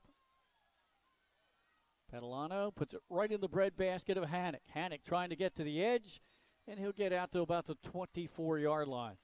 Yeah, great job there by Hannick. Just getting upfield. That's kind of the back that he is, right? He's not going to be the guy that's, juking and jiving out there. He's going to lower the boom and try and get north and south. Timeout here by Red Lion, Glenn. Yeah, they're going to call a timeout, talk things over defensively. It leaves them 1:47 to go in the half. Hoping to get the ball back again, they are, as now it's 3rd down and about 15. Yeah, I mean, that's clearly what they want to do. Looks like they want to try and preserve a final possession and see if they can get on the board. They will receive the second half kickoff, Glenn. So obviously that's always one thing you're looking to do is score before the half and then get the ball back immediately without your opponent getting it. You can shift the game around right now if they're able to get a stop, score, and then do that again to start the second half. So I understand what they're trying to think of. Got a score for you over in Maryland at the end of 1 quarter of play. No score between Arundel and Smyrna. We saw that Arundel team last Friday night. They're pretty special as they beat Dover in what turned out to be a close one, but they took the win. That young quarterback, the name is Gavin Camachi. Camachi, the second half that he put together against Dover through the air was absolutely incredible. Ended up, there's a snap along the ground, and alertly Catalano just falls on it back there to avoid a fumble and a turnover. So now it's going to be 4th down and a long, and we'll see the first punt of the game for St. Mark's. Timeout again by Red Lion, conserving time, 1:38 to go in the half, keeping it right here. Yeah, taking a timeout. And they got one left now. They're going to have about a minute 30, minute 25 maybe. 138. But they'll have about that right. after the punt. You're right. With one timeout and potentially a short field. I mean, that play right there really hurt the Spartans because it Yeah. just took all the yardage that they just gained back away. And it's going to put McGroarty right at midfield looking to receive this punt. And based off what we saw the last drive, Red Lion, they did make a couple plays there, got at least a little bit of a rhythm established, trying to carry that momentum on. I mean, at this point, if you're a Lion or a fan of the Lions, you can't be focused on the scoreboard right now. Right.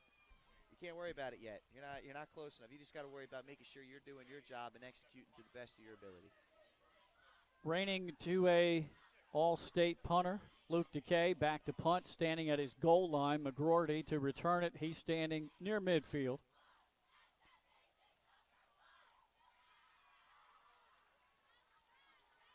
DeKay takes the snap, rolls to the near side a little bit. Rugby-style kick, partially deflected, takes a big bounce for the Spartans. McGroarty splits two defenders at midfield and gets the ball to the 41-yard line. Yeah, unfortunately, Glenn, there was it was a flag? There's a penalty there. Yeah, there's going to be a block in it back. It was unnecessary.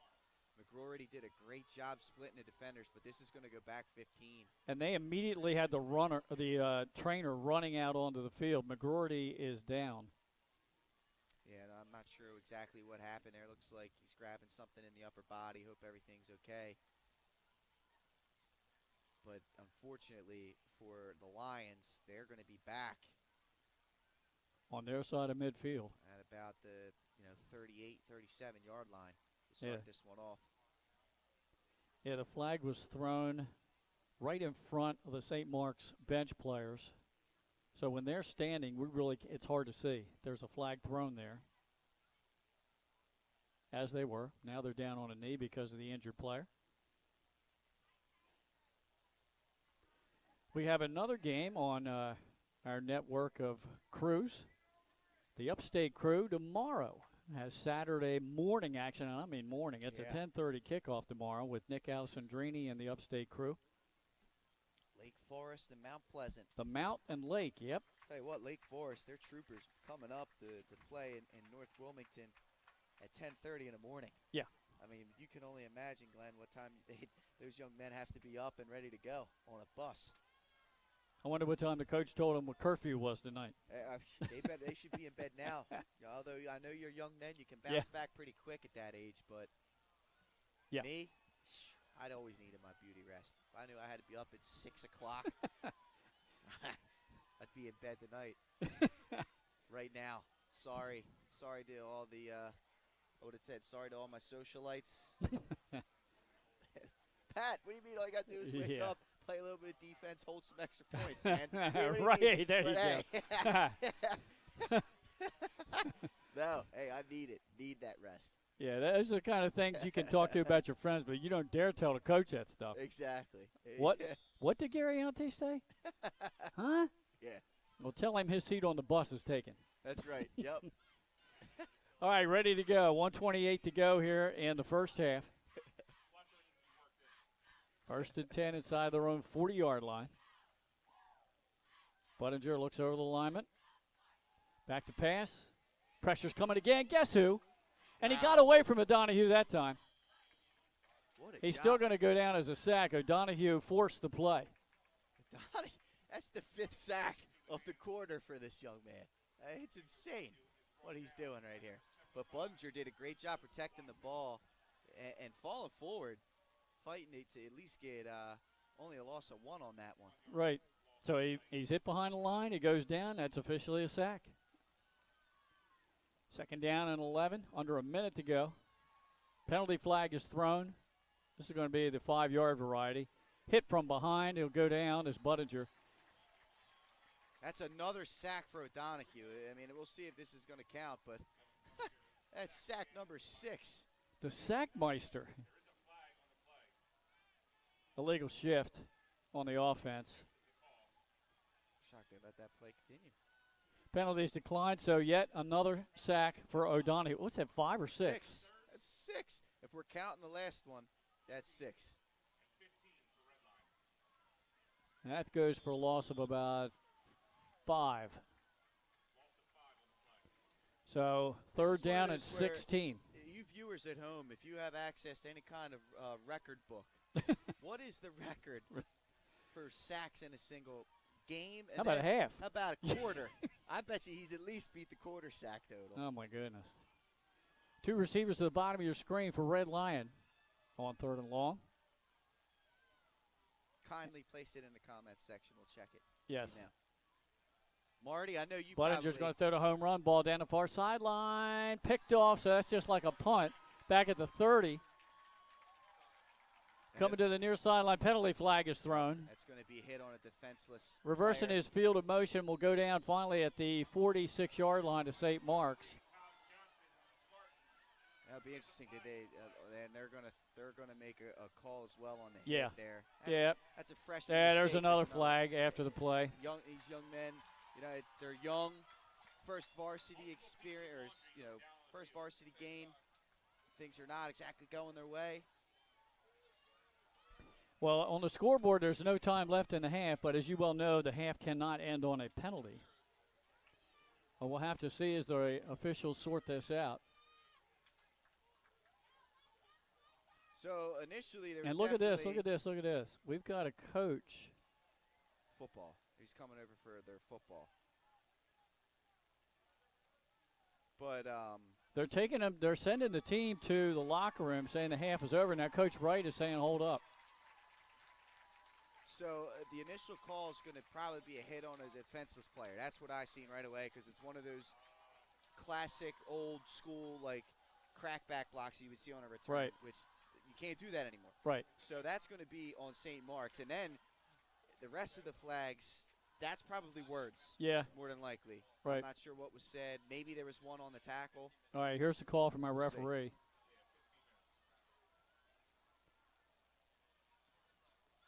There's your call on St. Mark's on the illegal block. That's declined. Then dead ball, unsportsmanlike, St. Mark's. Okay.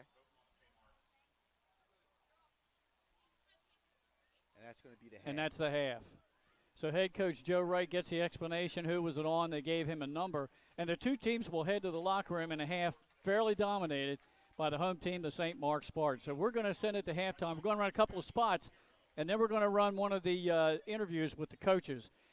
Our halftime score, 28-0, St. Mark's over Red Lion here on Delaware Live, powered by 302 Sports.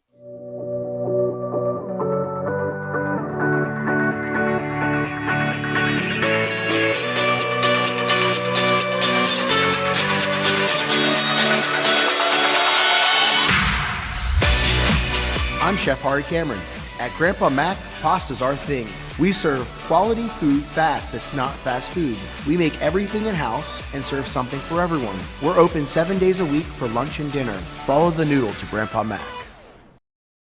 The things that matter most happen right in our own backyard.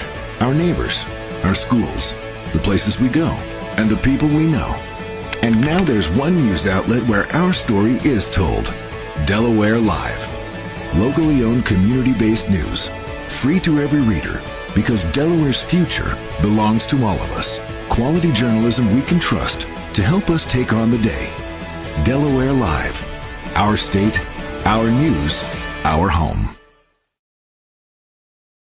Get the assurance that your HVAC system is what you need with Ambience. Ambience provides you with over 25 years of experience in the heating, cooling, and plumbing industry. The team at Ambience Heating and Air Conditioning provides high-quality residential HVAC installations, maintenance, and repairs in new and older homes in the Delaware, Maryland, Pennsylvania tri-state area. You may not realize it, but half of your energy costs go to heating and cooling. Make sure your energy dollars count and call us today for a free estimate. 302-239-HVAC. 302-239-4822. Melissa Ellis is part of 4Acre Realty Company. She is licensed in both Delaware and Pennsylvania. Melissa knows that being personable and patient is a key to her success as a realtor. Helping both buyers and sellers understand current market values and conditions puts them in the best position when making an offer or pricing a home for sale. That kind of high-level professional communication and her skill at being a team player put Melissa's clients at ease, knowing she has their best interests at heart. Melissa is also an athlete herself, playing multiple sports so she understands what teamwork means. She is still involved in sports, whether it's sponsoring, coaching, or being team mom for her own 2 daughters' teams. What sets her apart is how grateful Melissa is for the trust of her clients. She never takes that trust for granted. She affords all people respect and honesty and works hard to be the support system clients need and deserve. Melissa Ellis, strong connections, strong service. Melissa Ellis. Back here at halftime at St. Mark's High School, 28-0 in favor of the home team Spartans.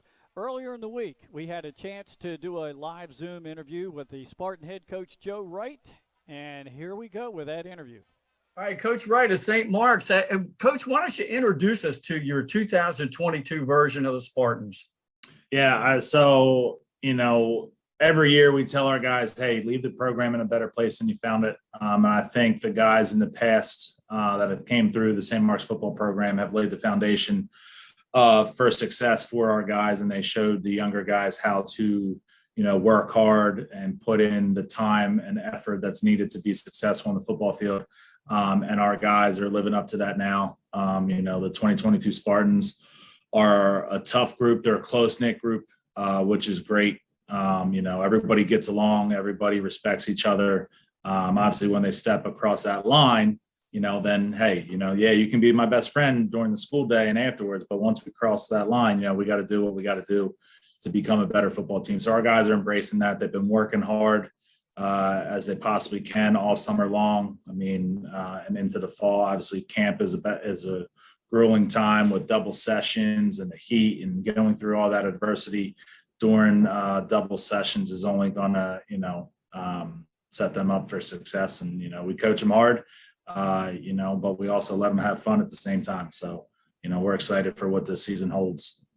Couple of scheduling snafus between you and Appaquiddick High. You both had some issues missing a game early, but actually things worked out that you two could get together and play a game last week. It did. It worked out really well for us. Obviously the whole AI situation, stinks for the kids that are over there. We wish them nothing but the best moving forward. But yeah, my good friend is the athletic director down at Appaquiddick, and we were talking with each other, and we said, hey, let's set up a game, right? It's about the kids, whether we won or lost, it doesn't really matter. Obviously, as a competitor, you want to win everything, but it gave the kids another game, right? So, seniors, you're only guaranteed 10 games. Obviously, everybody wants to play more than 10 games in a year, which means you're in the playoffs. But, we got back to, what high school football is all about, and it's about the kids, right? So, we set up the game, short weeks for both teams, talked with Coach Timpson. They're in the same boat we were. Just, we're just happy that we were able to get the game up there. And I think both teams are going to be better off for it. Playing 10 games, playing a tough opponent early on in the season sets yourself up to be battle tested throughout the year, because anything can happen in a football game. All right, week 2 opponent in week 1, Red Lion Christian Academy. You had a real close battle with them last year. Now you have a game under your belt, and this will be game number 1 for them. So talk about your opponent coming up. Yeah, so they're a good football team. We played them last year down to the wire, 21-20 football game. So we're expecting another battle. They're tough. They got some talented guys on their roster. We're doing everything in our power that we can to make sure we stop them from scoring, and we can put up as much points as possible. Everybody knows that it's not as easy as it's said. You can draw up all the best plays in the world and best defense in the world, but you gotta stop them and score. So it's going to be a battle. We know that going forward, but we're just trying to control what we can. Practice as hard as we can every day, make sure the kids are in the right spacing, right alignment, and preparing them to go into battle. Good thing is it's in the graveyard, it's at home. Like you said, we have 1 game under our belt already, so we're able to iron out some things. It's game 2, and you're dealing with some high school kids, so there's still going to be some wrinkles to iron out there, but we're excited to have another game in the graveyard. All right, Coach Wright of St. Mark's. Coach, why don't you introduce us to your 2022 version of the Spartans? Yeah. Every year we tell our guys, hey, leave the program in a better place than you found it. And I think the guys in the past that have came through the St. Mark's football program have laid the foundation for success for our guys, and they showed the younger guys how to, work hard and put in the time and effort that's needed to be successful on the football field. And our guys are living up to that now. The 2022 Spartans are a tough group. They're a close-knit group, which is great. Everybody gets along, everybody respects each other. Obviously, when they step across that line, then, hey, That was head coach Joe Wright of St. Mark's. We want to thank him for taking out time in his schedule during the week. And now we also talked during the week to the Red Lion head coach, Ken Anderson. Here's what he had to say. All right, we're talking with Coach Anderson of Red Lion Christian Academy. Coach, thanks for joining us here on our recording of Live Zoom. And basically, I just have you, if you will, just introduce us to this 2022 squad that you have. Well, thanks, Glenn. Thanks for having us on today. We have a combination. We have some senior leadership, about 14 seniors, but we are so very young. We also have about 12 freshmen and a lot of those freshmen will see a lot of time on the field Friday night. You had a pretty young team last year as well.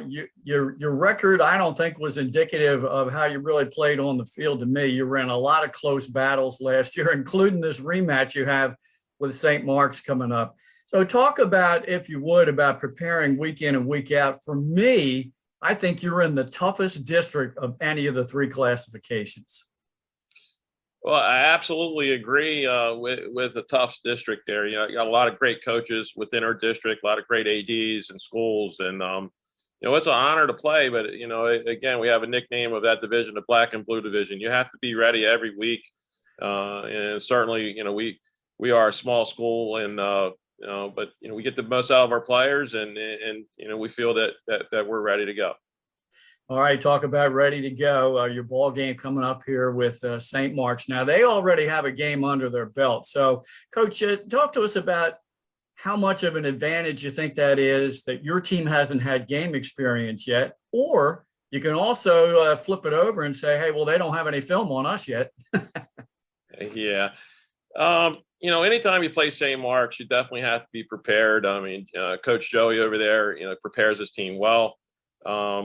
We think we're in a good situation. They had the week 0 game, and we prefer to play week 1. So, both of us have our preferences on where we're at. But definitely respect St. Mark's and the job that Coach does over there, and also Matt Smith. And we're looking forward to the matchup.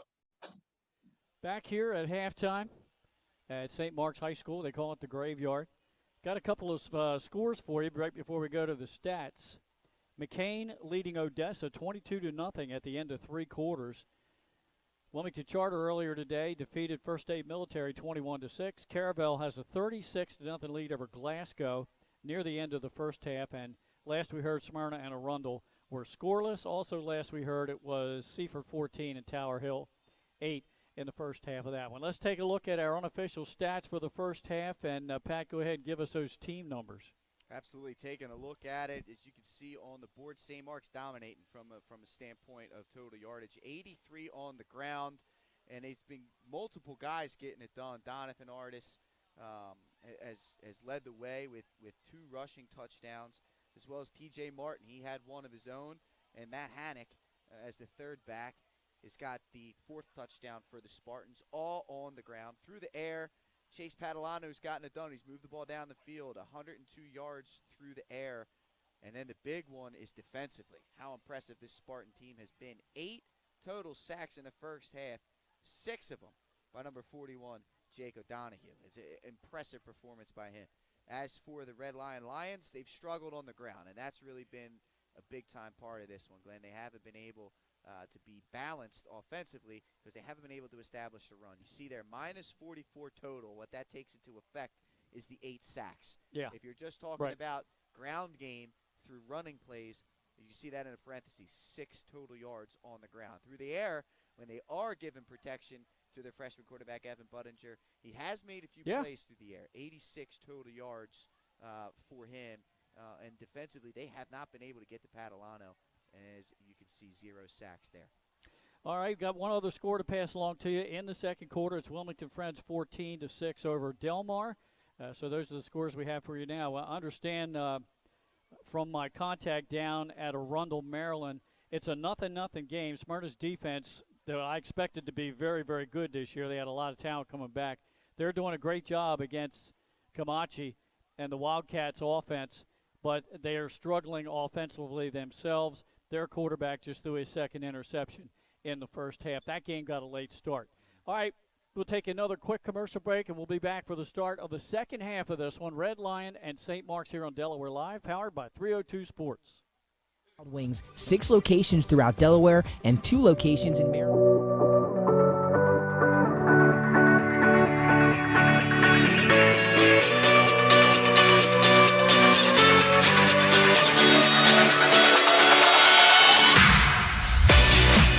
I'm Chef Hari Cameron. At Grandpa Mac, pasta's our thing. We serve quality food fast that's not fast food. We make everything in-house and serve something for everyone. We're open 7 days a week for lunch and dinner. Follow the noodle to Grandpa Mac. The things that matter most happen right in our own backyard. Our neighbors, our schools, the places we go, and the people we know. And now there's one news outlet where our story is told. Delaware Live. Locally owned community-based news. Free to every reader, because Delaware's future belongs to all of us. Quality journalism we can trust to help us take on the day. Delaware Live. Our state, our news, our home. Get the assurance that your HVAC system is what you need with Ambience. Ambience provides you with over 25 years of experience in the heating, cooling, and plumbing industry. The team at Ambience Heating and Air Conditioning provides high-quality residential HVAC installations, maintenance, and repairs in new and older homes in the Delaware, Maryland, Pennsylvania tri-state area. You may not realize it, but half of your energy costs go to heating and cooling. Make sure your energy dollars count and call us today for a free estimate. 302-239-HVAC. 302-239-4822. Melissa Ellis is part of 4-Acre Realty Company. She is licensed in both Delaware and Pennsylvania. Melissa knows that being personable and patient is a key to her success as a realtor. Helping both buyers and sellers understand current market values and conditions puts them in the best position when making an offer or pricing a home for sale. That kind of high-level professional communication and her skill at being a team player put Melissa's clients at ease, knowing she has their best interests at heart. Melissa is also an athlete herself, playing multiple sports, so she understands what teamwork means. She is still involved in sports, whether it's sponsoring, coaching, or being team mom for her own 2 daughters' teams. What sets her apart is how grateful Melissa is for the trust of her clients. She never takes that trust for granted. She affords all people respect and honesty and works hard to be the support system clients need and deserve. Melissa Ellis. Strong connections, strong service. High school athletics is not what it used to be. The sporting goods industry has been disrupted, adding to coach and athletic director daily challenges. BSN Sports stands ready to change the fundamentals of our industry, giving our customers the advantages they need right now.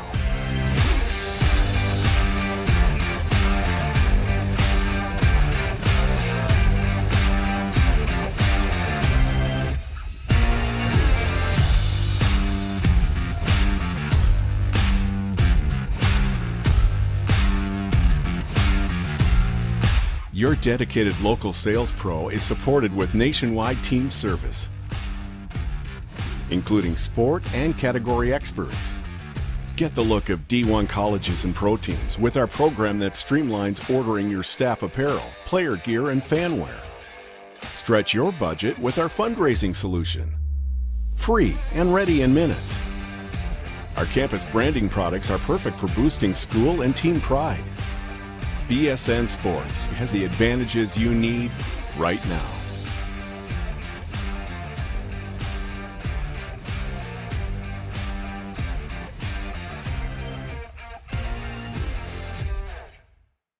Hi, I'm Scott Kammerer from Solo Concepts. Today we're at Matt's Fish Camp in Fenwick Island, Delaware. Come check us out. Matt's Fish Camp features seafood classics, coastal comfort food, and chef-driven specials that pair perfectly with our large selection of craft ales, curated wine list, and camp cocktails. Matt's offers indoor and outdoor dining and is the perfect place to have dinner with your family, happy hour with friends, or enjoy lunch at the Raw Bar. Matt's Fish Camp in Fenwick Island, Delaware, open 7 days a week year-round. See you soon. Barkley Heating and Air. Barkley's can work on all brands specializing in air conditioners, gas, oil, and heat pumps. Family owned and operated with over 17 years of experience. Licensed, insured, and a multiple-year First Aid Favorites winner. Barkley Heating and Air offers 24-hour emergency service with service plans available. Customer satisfaction guaranteed. Call 302-653-5971 for a free estimate today. Glenn Frazier back here at St. Mark's High School alongside Pat Gariantes, Nick Halliday, and Jason Winchell also here tonight. I think Mike Lang's here too. Nick Alessandrini down there. Nick's as down well. here too? He's down there, man. Okay. I've seen him. All right, so most of the crew here tonight. So we have a penalty from the tail end of the first half, the last play. There was a blocking penalty on the interception against St. Mark's, but there was an unsportsmanlike against Red Lion. And that's being enforced here on the kickoff. So Daniel Shannon will kick it off from the Red Lion 45-yard line. He boots it deep and into the end zone, automatic touchback. Lions will start from their own 20-yard line. Always interesting to see, Pat, when they come out the first series, what adjustments have been made. Yeah, and that's what we're going to find out right here. I mean, I think a big thing for Red Lion is if they can somehow find a way to establish the run game, that can help them out. Balance this offense out a little bit and, try and stop this St. Mark's pass rush. As we mentioned, 8 sacks in the first half. And 6 by one guy. Yeah. See, I'll tell you what, talk about an atmosphere, Glenn. This place is absolutely mobbed right now. There is not an open spot in here. No. You can see the hill. There's people up on the hill. Nick Alessandrini's down there talking with Rob DeMacy, friend of the show. The admissions director here at St. Mark's. Pat, we heard somebody up in the press box say that was it. They're not letting anybody else into this ball game. Yeah. It's capacity. It is. No more room to park. It's been a while since, this place has been popping like this. It's good to see. Yep. All right. Buttinger takes a high snap and gets the handoff away, but a tackle in the backfield and another penalty flag. This could be And so Donahue again on the tackle. He's all over the place. This young man is having himself quite the night. Bit of a coming out party for number 41 on the defensive side of the ball. We talk about him a lot as a tight end. Yeah. But he's getting the job done in a major way defensively here. It's going to go against Red Lion.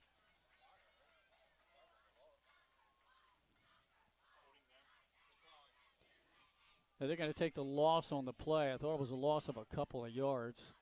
Ball carrier that time was Red Lions number 19, Jack Wilson. Freshman tailback. So it was a loss of a yard. This time Buttinger under center. And that handoff up the middle, I think it's the same ball carrier it is. That's Jack Wilson. Nothing there. There's T.J. Martin just filling the gap, being in right positioning and ensuring the tackle up the middle. Martin getting it done there from the linebacker spot. The St. Mark's defense is just, they're just a step faster right now. They're just a step faster. 3rd down and 11 for Red Lion, the initial drive of the third quarter. And that was the first time tonight we saw Evan Buttinger go under center. Again, I mean, they're trying to establish some sort of run game. I understand it. This time in the backfield, ball carrier number 23. Buttinger, one-step drop, unloads far sideline. Just a little bit overthrown and incomplete. That was intended for Jasir Rogers. So 4th down and 11. We had Rogers, but just the first throw of the second half, a little bit offline. Couldn't quite connect, and going to bring the punt unit out. Sam Crossan, reigning all-state punter for Class 2A.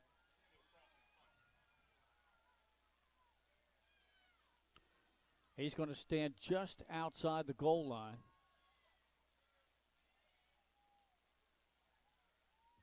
Waiting snap from center, has 3 blockers about 5 yards in front of him. Booming high kick, plenty of hang time. Takes a red line bounce into St. Mark's territory and will go out of bounds at the 45-yard line. And that's where the Spartans will bring out the offense here to start their first drive of the second half. And let's see what the Spartans do here. They've dominated on the ground game as well as the air here. I'd be curious to see what they come out with here in the second half, and if Redline makes any adjustments defensively. I mean, I think first and foremost they got to try and hold up against this big offensive line for St. Mark's. You know, it was almost a very balanced attack in the first half for the Spartans. 83 on the ground, 102 in the air. TJ Martin's going to be the tailback here, Glenn. Okay, number 2 back in there. He had 85 yards last week in the win over Apo. Padalano surveys the line. Takes the snap, bobbles it. Pressure's coming. He dumps it near sideline, and making the catch and getting out of bounds at midfield is O'Donohue, the tight end. He's everywhere. He is, man. Big fella. Just, you know, he snuck in there. Good job by Padalano after the snap mishap, just getting the ball to the old safety valve there and getting positive yards. Good first down play. 5 yards, second down, 5. And I don't know, Pat, but early candidate for player of the game, number 41. I mean, my Lord, that first half, that was incredible what we saw.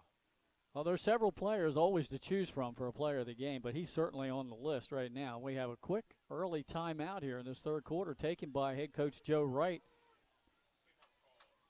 We're going to stay right here with 10:30 to go in the half.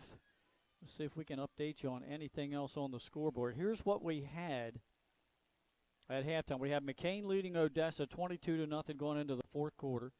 Charter of Wilmington beat First State Military Academy today 21-6. Caravel easily over Glasgow 36-0. That was still in the second quarter.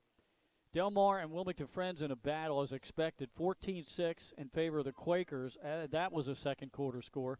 And then maybe the game that's moving along the fastest, our game of the week, down at the Castle in Georgetown, had Sussex Central leading the Salesianum South 7-0. That's still the case? It's 2 minutes to go in the third quarter. Sussex Central pinned deep in their own zone yet again, so a field position battle going on between the Sows and the Golden Knights. I see. Quite a different type of a game for Salesianum than week 0, huh, when they had Cape Henlopen as a high-scoring affair. It was, and I tell you what, it's good to see with Cape. That's another school. Like last year, that team had a lot of tough defeats. They got a big win this week. There's a first down. Breaking tackles into the secondary. And going the distance for the touchdown for 50 yards. Taj Johnson. What a job there by number 33 in green. Johnson, the junior, just so slippery, making men miss. Finding the end zone for 6. Just a little dump pass, and it goes for a touchdown. First touchdown pass of the game for St. Mark's and quarterback Chase Padalano, the junior. This extra point would give us a running clock, Pat.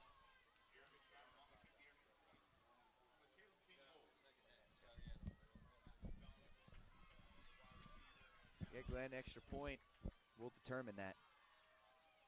The official is out of the way, blows his whistle. Daniel Shannon is ready. And now we have a timeout and a penalty. I think we had some premature movement on the line. Looked like a couple of linemen for the Spartans moved before the snap. And that's the case. Yeah, it's just going to move Jeremy Shannon's attempt back a few yards. Spartan crowd, the cheerleaders, the student section. They're trying to get excited. They're half excited right now. The full unit's not all the way there, but some of them are. It's a party in Pike Creek tonight. Party in Pike Creek.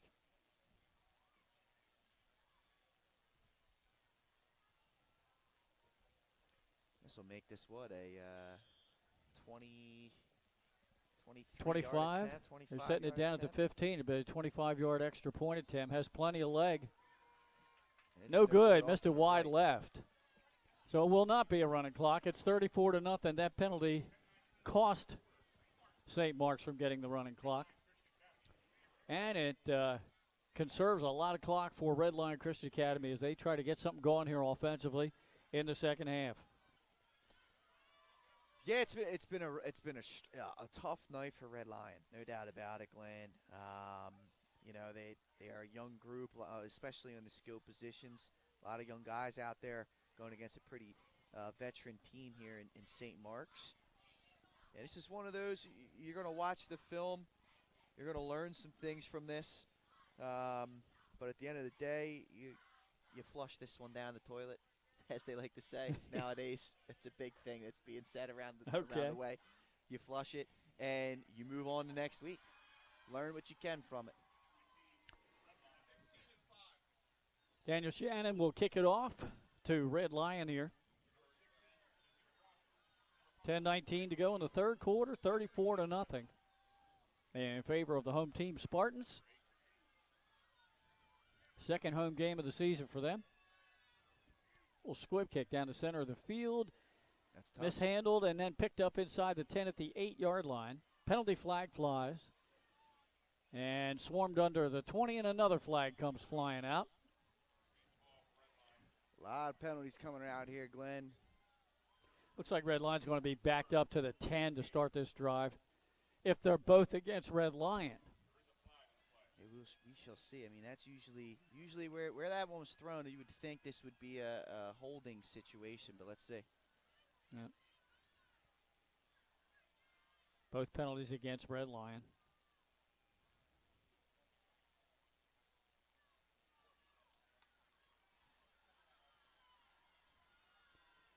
Officials step the penalty yardage off, almost back to the 10. We're going to call it the 11-yard line.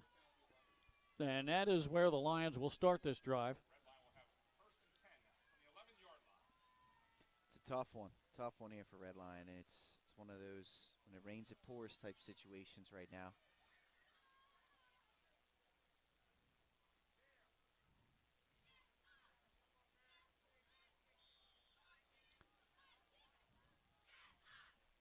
See who the Lions bring out as their feature running back in this set. Looks like they're going to go back to Breon Sims, the senior. He's the power runner.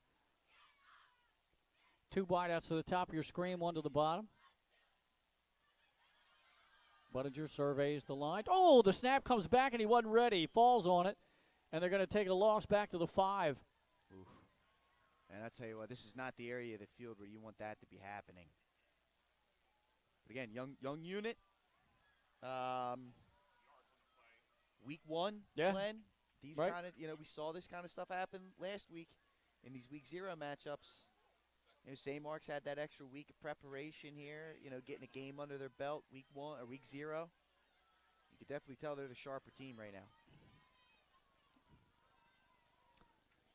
So second down and almost 16, the loss back to the 5. Man in motion, the handoff goes to Breon Sims, nothing there. He's driven into the end zone. Forward progress is a loss back inside the 5, I think, to about the 3. Yeah, luckily he was able to get out before that defense pushed him straight back. And guess who was in there for the stop? Let me guess. Jake O'Donohue. You got it, Pat. Oh, man, what a performance he's put together defensively in this game. Got a score update for you over in Arundel, Maryland. 0-0, Smyrna and Arundel at halftime. Defensive battle down there. Wow.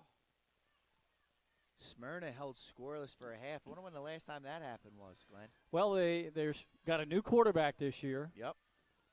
They lost a couple of wideouts, not only to graduation, but one to a transfer out of state. There's a pass play. Oh, broken up nicely. It just floated out there a little bit too long. What a job by Johnson coming up and making a play on the ball, laying the wood, making a play on the ball to make sure there wasn't an illegal hit. Really great job right there by the Spartan. So, yeah, another 3 and out here, Pat, to start the third quarter for the Lions. So they're going to have to punt from their own end zone. This is tough. I mean, this is definitely tough here for the Lions. Back deep to receive the punt is Jude Campbell. He is standing in Red Lion territory at the 40-yard line. Sam Crossan standing at the back line. This has to be a good snap. And now they're trying to get personnel on the field, are the Lions. And I think they just got it in time. Let's see. Yeah. There's the snap. It's a good one. Oh, pressure was coming. Went off the side of his foot. It's going to go out of bounds. There's a penalty flag thrown. Might be roughing the kicker. Is it roughing or running into? That's going to be the determination here. They brought it, and they got up underneath the leg of Cross, and he couldn't quite land. The ball went out of bounds at the Lions about the 20. I think it's a 5-yarder. So this is going to come back.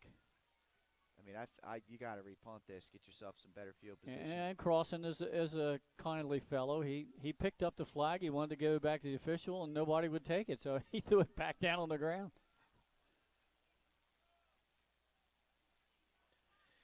St. Mark's, how about them bringing the heat on that one, though, Glenn? Oh, yeah. They a safety gets it in a running clock situation. A lot of confusion on special teams there for the Lions. Yes, there was. Trying to hustle personnel in, and that might have caused some of the problem.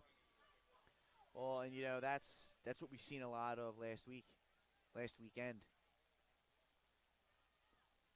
No pressure this time. High punt, a lot of hang time. It's going to angle out of bounds. No return. And let's see this referee going down the sideline. Looks like inside the line 30 at about the 26.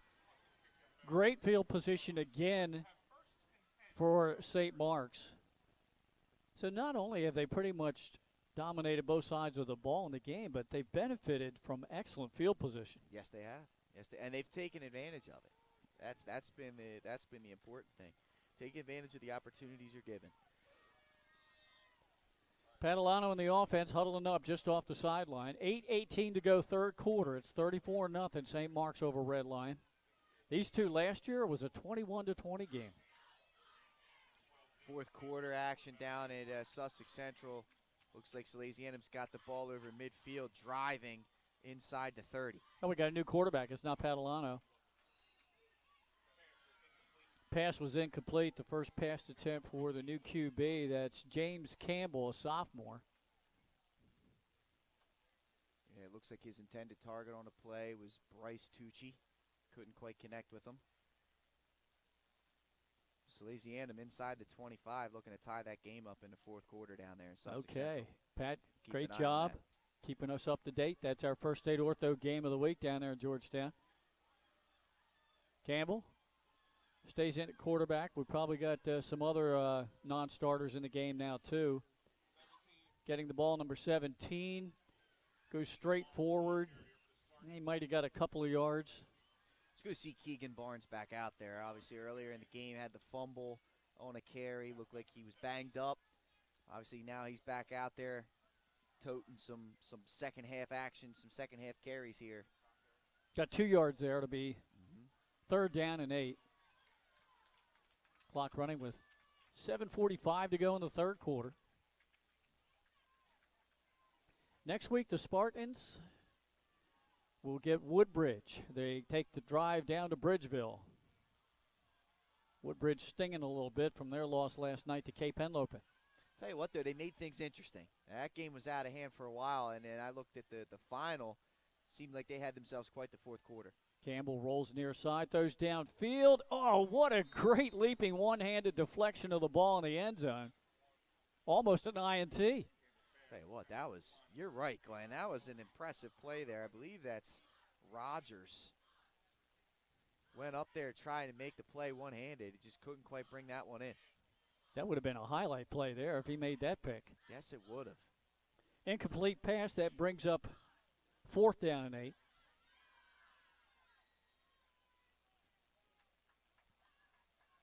See what the Spartans go with here on fourth down, Glenn.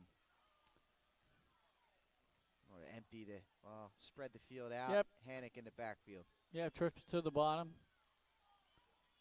Campbell has Hannock alongside of him. Quick pass, so you set up the wide receiver screen to the near side. Reception is made and going down maybe close to a first down on the reception, number 1. Is that Mas Paoli? Yep, it's Moss. First completion of the game for James Campbell.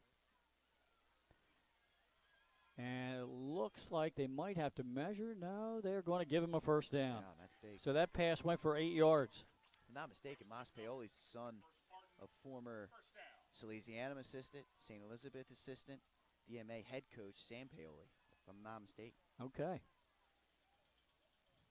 Stand out at St. E's back in the day. Former Viking. Getting a lot of history tonight from our color analyst, Pat Garriante. Newcastle County, man. Everybody knows everybody up here, Glenn. And Ken Anderson, the head coach at Red Lion, his son Kenny Anderson is on the staff, and Kenny played ball at Middletown High back in the middle 2000s on some state championship teams. Yeah, yeah. Well, we've got a timeout on the field with 7:11 to go. Oh, thank heaven. We're going to keep it right here. Looks like, not sure what the confusion was on that, but it looks like everything's all squared away and ready to go now, Glenn. Okay, that's why we kept it right here. You're exactly right.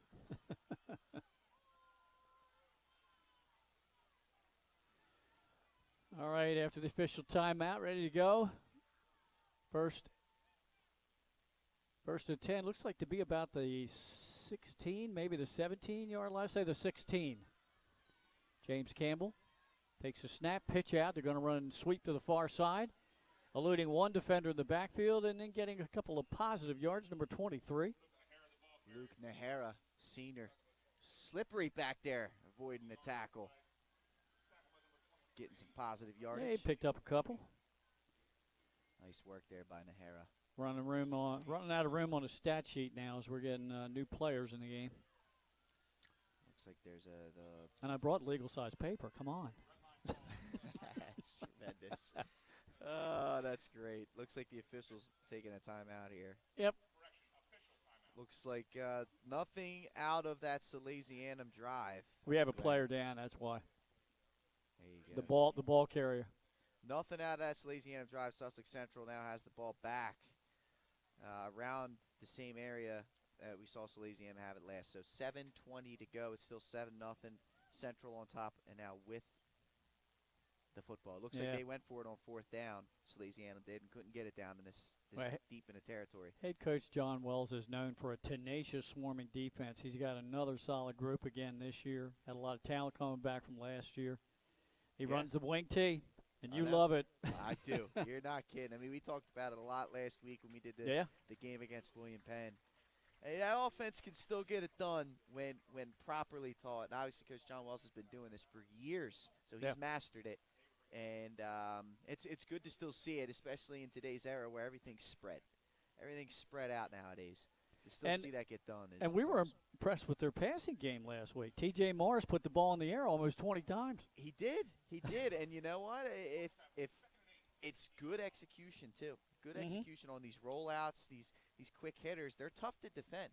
And number 16 was the recipient of most of those passes. Yes, he was. 5 catches, 52 yards in that game, Glenn. And he had both interceptions on defense. The hands were really getting after it. All right, the official timeout is over. We got the player off the field. Hannock back in a running back. Rolling near side is James Campbell. He throws into the end zone. Leaping catch is made for the touchdown by Logan Klein. What a throw. What a catch. What a job. Unbelievable. Wonderful job there. Klein going up and high pointing it, and you got to give credit to the backup quarterback, Campbell. He put that ball right on the money where it needed to be. And that's a big-time score for St. Mark's. And that will get the clock running because it's now 40-0. What a statement by the Spartans, Glenn. I mean, last week was a statement beating a class, 318. Getting the job done as Nick Alcedrini's up here in the booth now. He's got to be happy with his Spartans performance that they've put on here today. My Lord. And this is a statement win for sure. Yeah, that's offsides. Penalty flags go flying. Somebody anticipated the snap count. But, we'll be with Nick tomorrow morning, man. Bright and early, Nick. Yeah.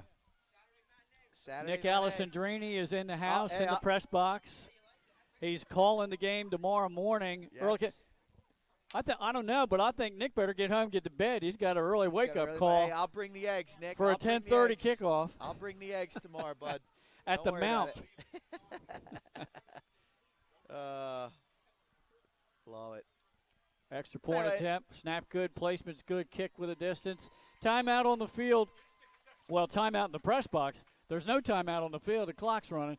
4:40 and counting to go in the third quarter. We'll be back right after this on Delaware Live, powered by 302 Sports. Hi, I'm Scott Kammerer from Solo Concepts. Today we're at Lupo Italian Kitchen in downtown Rehoboth Beach. Come check us out. Located inside the Hotel Rehoboth, Lupo serves coastal Italian cuisine with fresh pasta made in-house daily. Lupo features plenty of unique craft cocktails and an extensive award-winning all-Italian wine list. Popular dishes include lobster bucatini, veal meatballs, grilled swordfish, and eggplant parmesan. Lupo Italian Kitchen on Rehoboth Avenue, serving happy hour daily and dinner 7 days a week. See you soon. Hi, I'm Scott Kammerer from Solo Concepts. All right, we're back here ready for the kickoff. Under 4 minutes and counting to go in this third quarter. And if you're Red Lion right now, you try to get something going here, something positive to take into game number 2 next week. Yes. As I'm going to assume that Coach Wright is going to put some second teamers in there defensively. Yeah, and next week doesn't get much easier for Red Lion. I mean, they're going up against the Delmar program. It's their home opener. Delmar playing Wilmington Friends tonight. And, Delmar, historically slow starting team. Is this return? Let's see where they go with this one, Glenn. It's number 7 with it. And there's going to be a hold or something here. I see a penalty. Yeah, another flag. But they're historically a slow starting team. However, they're usually very well disciplined. Mm-hmm. And they have a lot of misdirection in their backfield, too. So Yeah. It'll be a test for Red Lion. There's no doubt about that. They're usually a very quick team, too. They had a lot of team speed.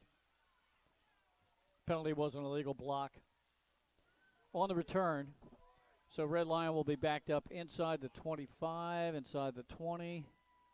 And it looks like they're going to place it down about the 18-yard line.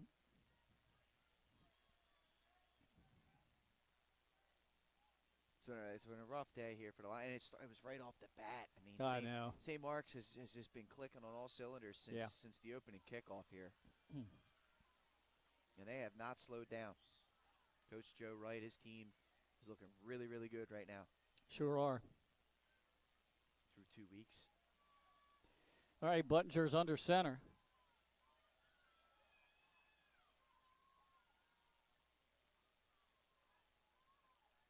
He's back to pass. He's hit by Donahue as he released it, and it falls harmlessly incomplete. He's going for sack numbers. Those are Reggie White numbers, Glenn. I mean, my Lord. And Buttinger, this has been a rude welcoming to varsity football. So, he's still sticking in there. I haven't seen him once get up and wince in pain or anything. He is out there. He's right up off the ground. He's getting the next play. He's not hanging his head. That's very promising to see in a young quarterback, especially when things aren't going your way. All right, Buttinger now back in the gun.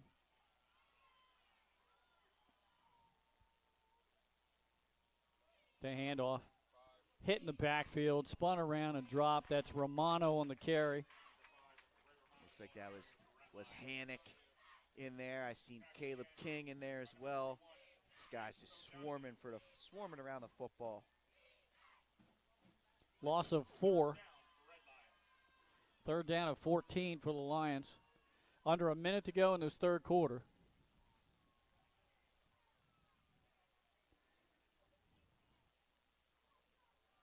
So I'm trying to figure out what you got on your screen. Do you have a split screen over there? Yeah. Can you bring up the other game and do that?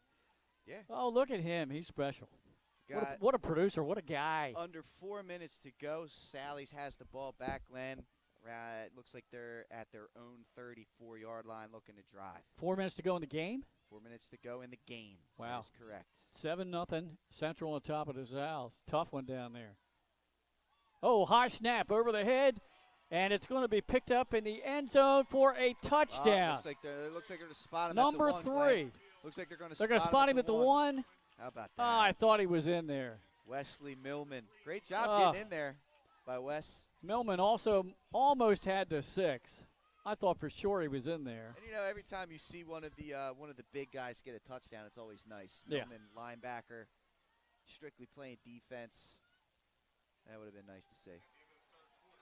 And that's the end of 3 quarters. We'll be back for the start of the 4th quarter. It's 41-0 St. Mark's over Red Lion here on Delaware Live, powered by 302 Sports. I would always pass by Ferris on Kirkwood Highway, so I knew that they existed. We stopped in the showroom.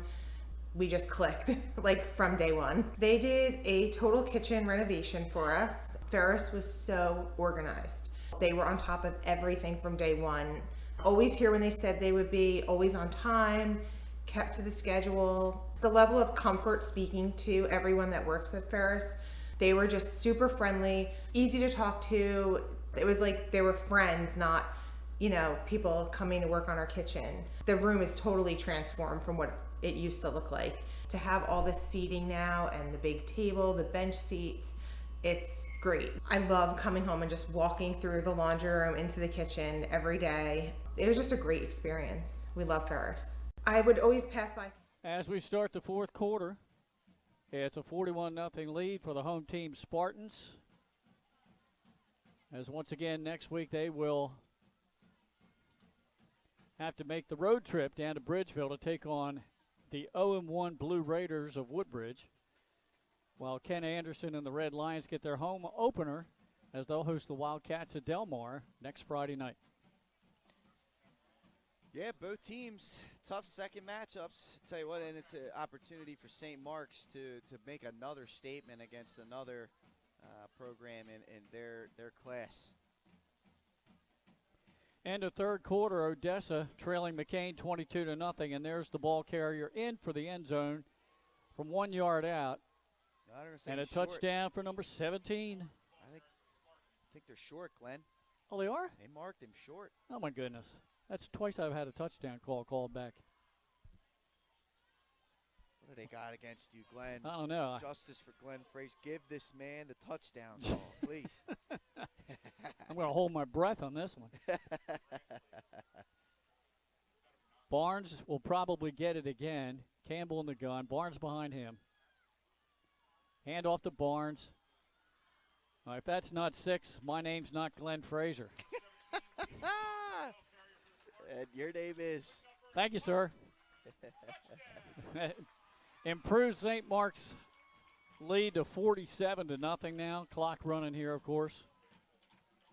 Approaching 2 minutes to play down in Sussex Central. Salesianum at midfield. Second or third down and 1. They get it. So first down as they cross midfield in that matchup down south, Glenn. Got a new kicker in to attempt the point after. It's number 40. Matteo Bracalenti. Okay. Freshman. Boy, Wow. plenty of leg. Wow. That's good. Oh, we got a kicker of the future here. Extra point is good. 47-0. Back after this on Delaware Live, powered by 302 Sports. Today we're at Lupo Italian Kitchen in downtown Rehoboth Beach. Come check us out. Located inside the Hotel Rehoboth, Lupo serves coastal Italian cuisine with fresh pasta made in-house daily. Lupo features plenty of unique craft cocktails and an extensive award-winning all-Italian wine list. Popular dishes include lobster bucatini, veal meatballs, grilled swordfish, and eggplant parmesan. Lupo Italian Kitchen on Rehoboth Avenue, serving happy hour daily and dinner 7 days a week. See you soon. Hi, I'm Scott Kammerer from Back here at St. Mark's High School. Sellout crowd here tonight. Great night for a game, and much to the delight of these St. Mark's Spartan fans, and really a tough night for the Red Lion Lions. They have to regroup after this and go back home to Bear, Delaware, and they'll have a home game next Friday night, hosting the Del Mar Wildcats.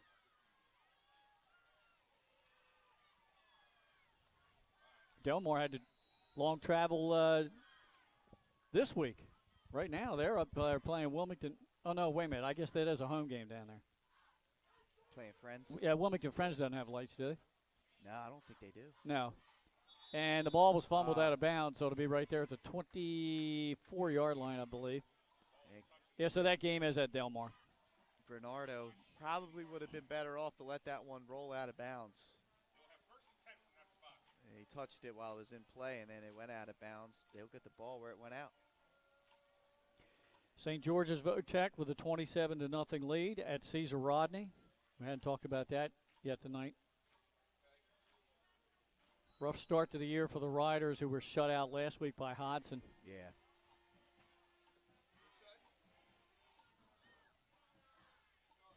And at halftime, we already told you Arundel and Smyrna scoreless. They had a late start in that one.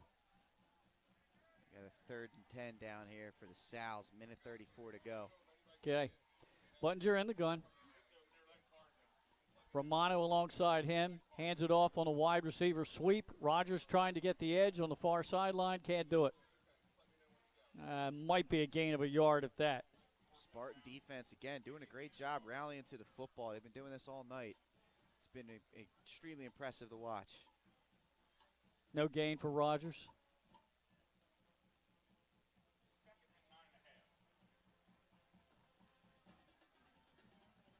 And we have quite a few, I think, new defensive players, at least up on the front line. Luke Watson not out there anymore. Still got some big boys up there, though. Yeah. You see Brady Dugan, sophomore, number 52. Looks like 76, Peter Larang. Okay. Big guy as well. Under center, Buttinger, hands off to Romano up the middle. He'll scoot out across the 25 to the 26-yard line, gain a couple. Gain of about 3. We'll call it 3rd and 7. 4th and 10, Glenn. Hail Mary opportunity for Salesianum falls incomplete. Sussex Central takes over on downs. 1:18 to go in that game. Sally's only 1 timeout left. So they can run the clock Yes, out they and can. get a hard-fought win, apparently, down there at the Castle. Yes, they can. 2 receivers to the bottom of your screen for the Lions on 3rd and long. 1 to the top. Buttinger, high snap, brings it in, gets the handoff to Romano, trying to get the edge on the far sideline. Cutback move. Nice run by Romano, and he got the first down out across the 35. Yeah, great work by Romano there. Nice cut upfield, getting first down yardage, moving the chains. Again, any little bit of positive momentum is a good thing here for the Lions. Great minds think alike. I was just thinking that myself, and ESP, Pat just picked it right up. That's right, man. I mean, he produces, he gets ESPN. scores for us.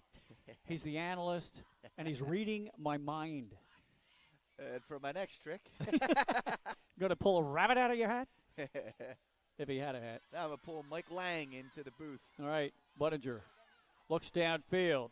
Throws a long pass, double coverage, it's picked off at the 33-yard line. On the interception, Paoli. Paoli, that's his 2nd interception of the game. What a job. Look, they got some kind of medallion. It looks like the Spartan medallion, a turnover medallion. He's bringing it to the students section. Yeah, that's 2 for him. A lot of fun out here in Spartanville. There's no doubt about that. Well, he returned 1 to the house. He had a pick 6 earlier, a 40. He got tackled, right? Oh, that's right. He got tackled short. Yeah, it was a 43-yarder. So his 2nd pick. 3rd interception thrown by Buttinger. With the clock running, we're under 5 minutes to go. 1st and 10 for the Spartans. James Campbell still in at quarterback, spelling Padalano. Give right up the middle, putting the head down, and getting out across the 35 is Jude Campbell. Spartans will just run this clock out. You see Coach Joe Wright. I don't know if you folks can see this on the screen or not, but he's telling his young quarterback, James Campbell, keep an eye on that back judge. That man with the black hat, standing at the 45-yard line, he's going to start putting his hands up in the air. Right. As soon as he starts putting his hands in the air, that's a 5 seconds on the play clock. Wait till he gets down to 2 or 3. Yeah. And then snap the football. That's teaching the game right there, Glenn. That's teaching the game. Obviously, Coach Joe Wright is a Delaware legend in himself. Quarterback here at St. Mark's. Went on to play at Westchester.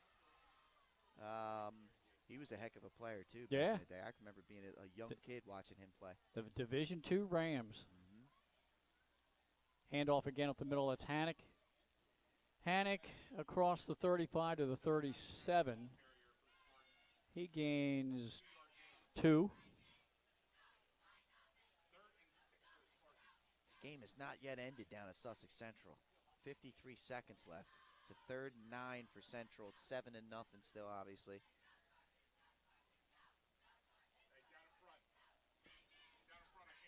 Third down and a long 6.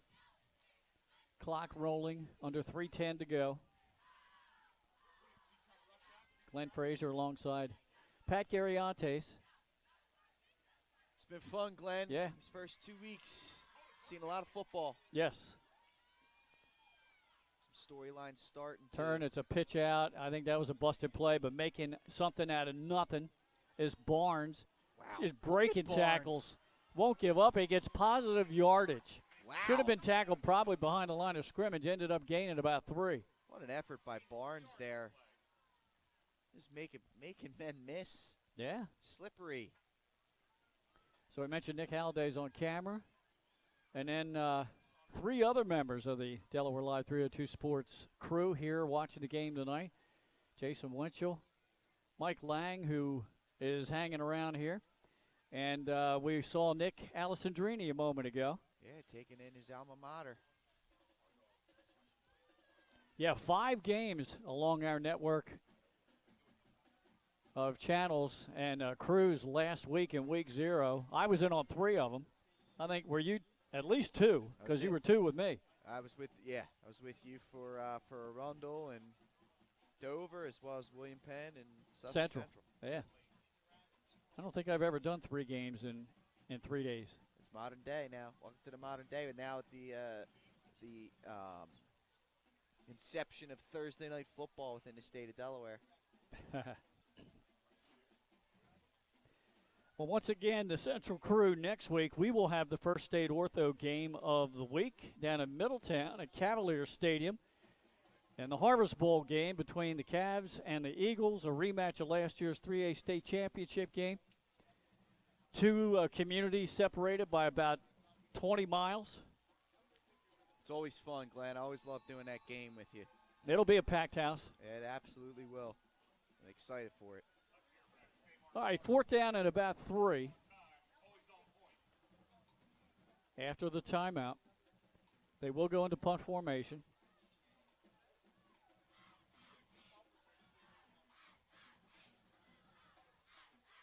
Back deep is number 2. That's Shane Caleb.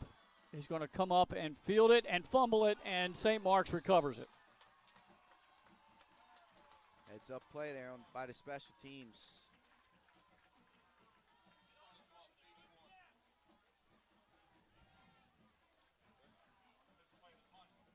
You know, that was not number 2, so I don't want to. I think it might have been number 7. Glenn, which is That's, Tristan Bernardo. Yeah. It's that font, man. That font, you know. Yeah. Kind of tricky. Well, and then, you know, they don't turn all the way. It's hard to tell because they don't have like jersey numbers on the shoulders or anything. So, you know. You a fan of the I don't want to make excuses. I mean, are you a fan of the jersey number on the shoulder? I love it. And I like it on the helmet. I think it looks very clean. I agree with you. As well as the helmet. Spartans will line up in victory formation here, Glenn. Yep. And believe it or not, this game is going to potentially end before this Sussex Central Salesiana game, if you can believe that. It's still not over. 44 seconds. It's 4th and 1. Yep, there's one kneel down. And I think they might have to do it one more time. You know, perhaps the graphic on the screen might have been off in terms of how many timeouts Salesianum had, but this game's still not over. Exactly. So the final score here is going to be 48-0 in favor of St. Mark's. We have them ranked 2nd in our weekly poll in the Super 7 in Class 2A. Red Lion will fall to 0-1. St. Mark's improves to 2-0. Once again, the Spartans next week will travel down to Bridgeville, their first road game, as they'll take on the Woodbridge Blue Raiders. And next Friday night, the Red Lions have their home opener hosting the Del Mar Wildcats. All right, time for the postgame show. We'll wrap things up here when we come back after these messages on Delaware Live, powered by 302 Sports.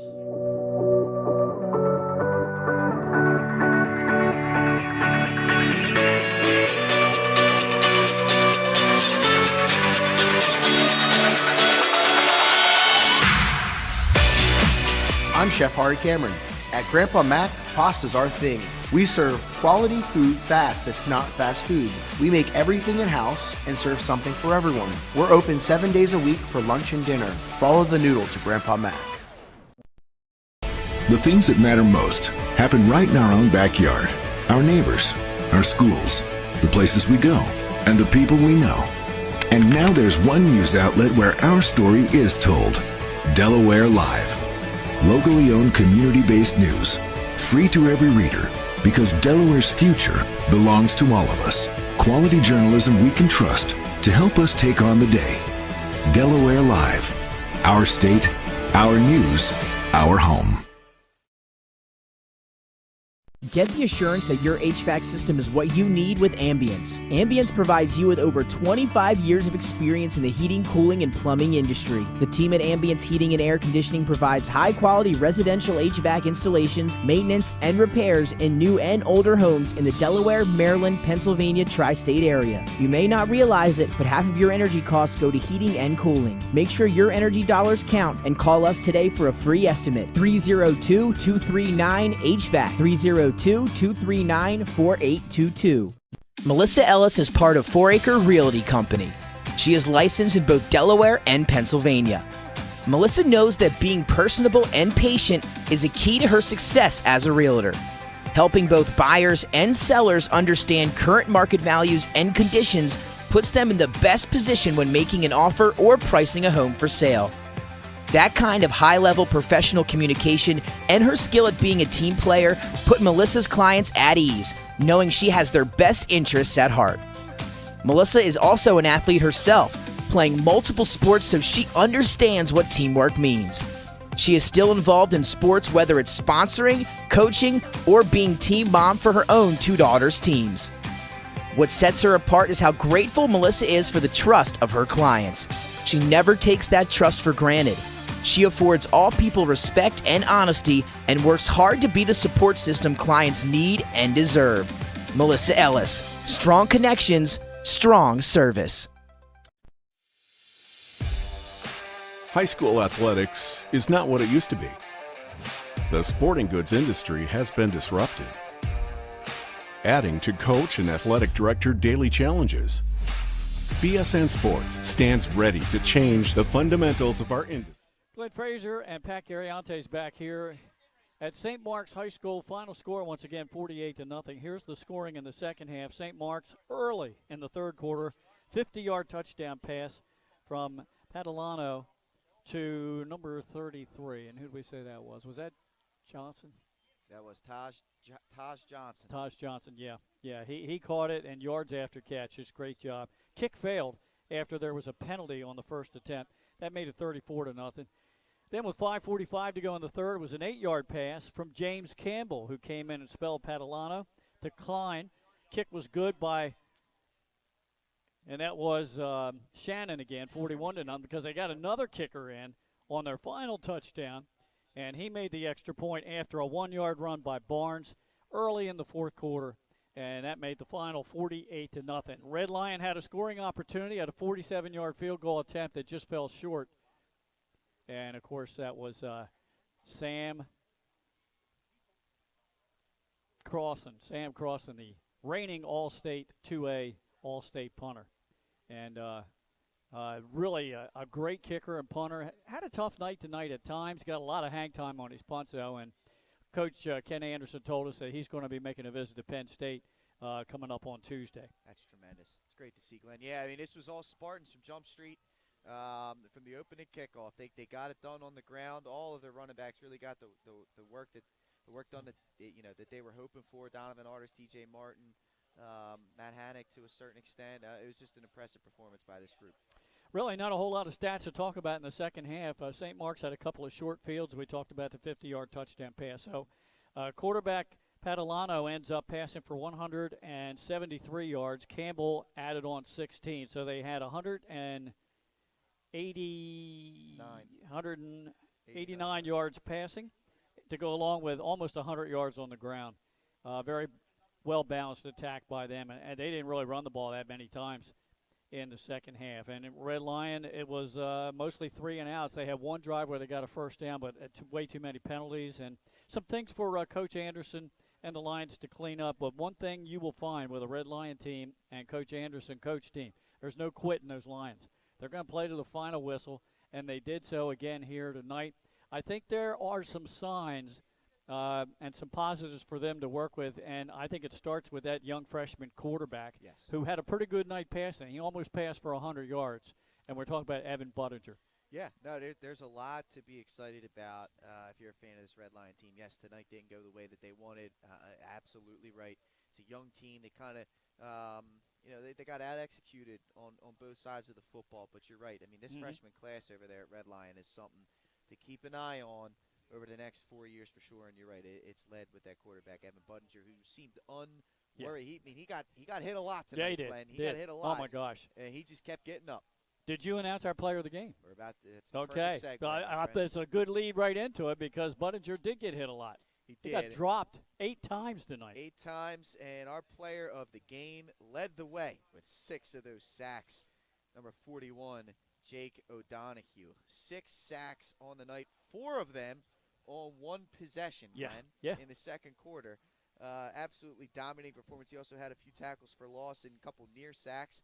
And then offensively led the way as a big-time blocker in that running game. Did come away with 1 reception for 5 yards. But, yeah, our Delaware Live Sports player of the game here has got to be Jake O'Donohue for dominating the defensive side of the ball. All right, we check our final scoreboard. Again, McCain was leading Odessa 22-0 in the fourth quarter. Earlier today, Charter beat First State Military 21-6. Sussex Central, that game just went final. They shut out the Sal 7-0. Wilmington Friends, the last we checked, close game with Del Mar. They were up 14-6, 24-6 late in the second half, and that's at Del Mar. So that's a pretty good win for Coach Tattersall and Wilmington Friends. They come away with that one. Caravel Academy was having a pretty easy time with Glasgow. It was 36-0 still in the first half of that one. And Smyrna and Arundel are scoreless in a defensive battle. I've got a contact down there watching the game. There have been several goal line stands by both teams. Wow. The last by Smyrna with 6:30 to go in the third. They held Arundel at the 2-yard line, and then they missed the field goal attempt. How about that? Wow. So it's 0-0 in that battle down in Arundel, Maryland. Thanks to everybody tonight. I got to tell you, Coach Anderson of Red Lion, Coach Wright here at St. Mark's and their staffs, Athletic Director Matt Smith for their assistance in getting us on with our live stream tonight. For Nick Halliday, my broadcast partner, Pat Gariantes, I'm Glenn Frazier. Final score once again here at St. Mark's, the Spartans 48 and Red Lion 0. Have a great night, everybody.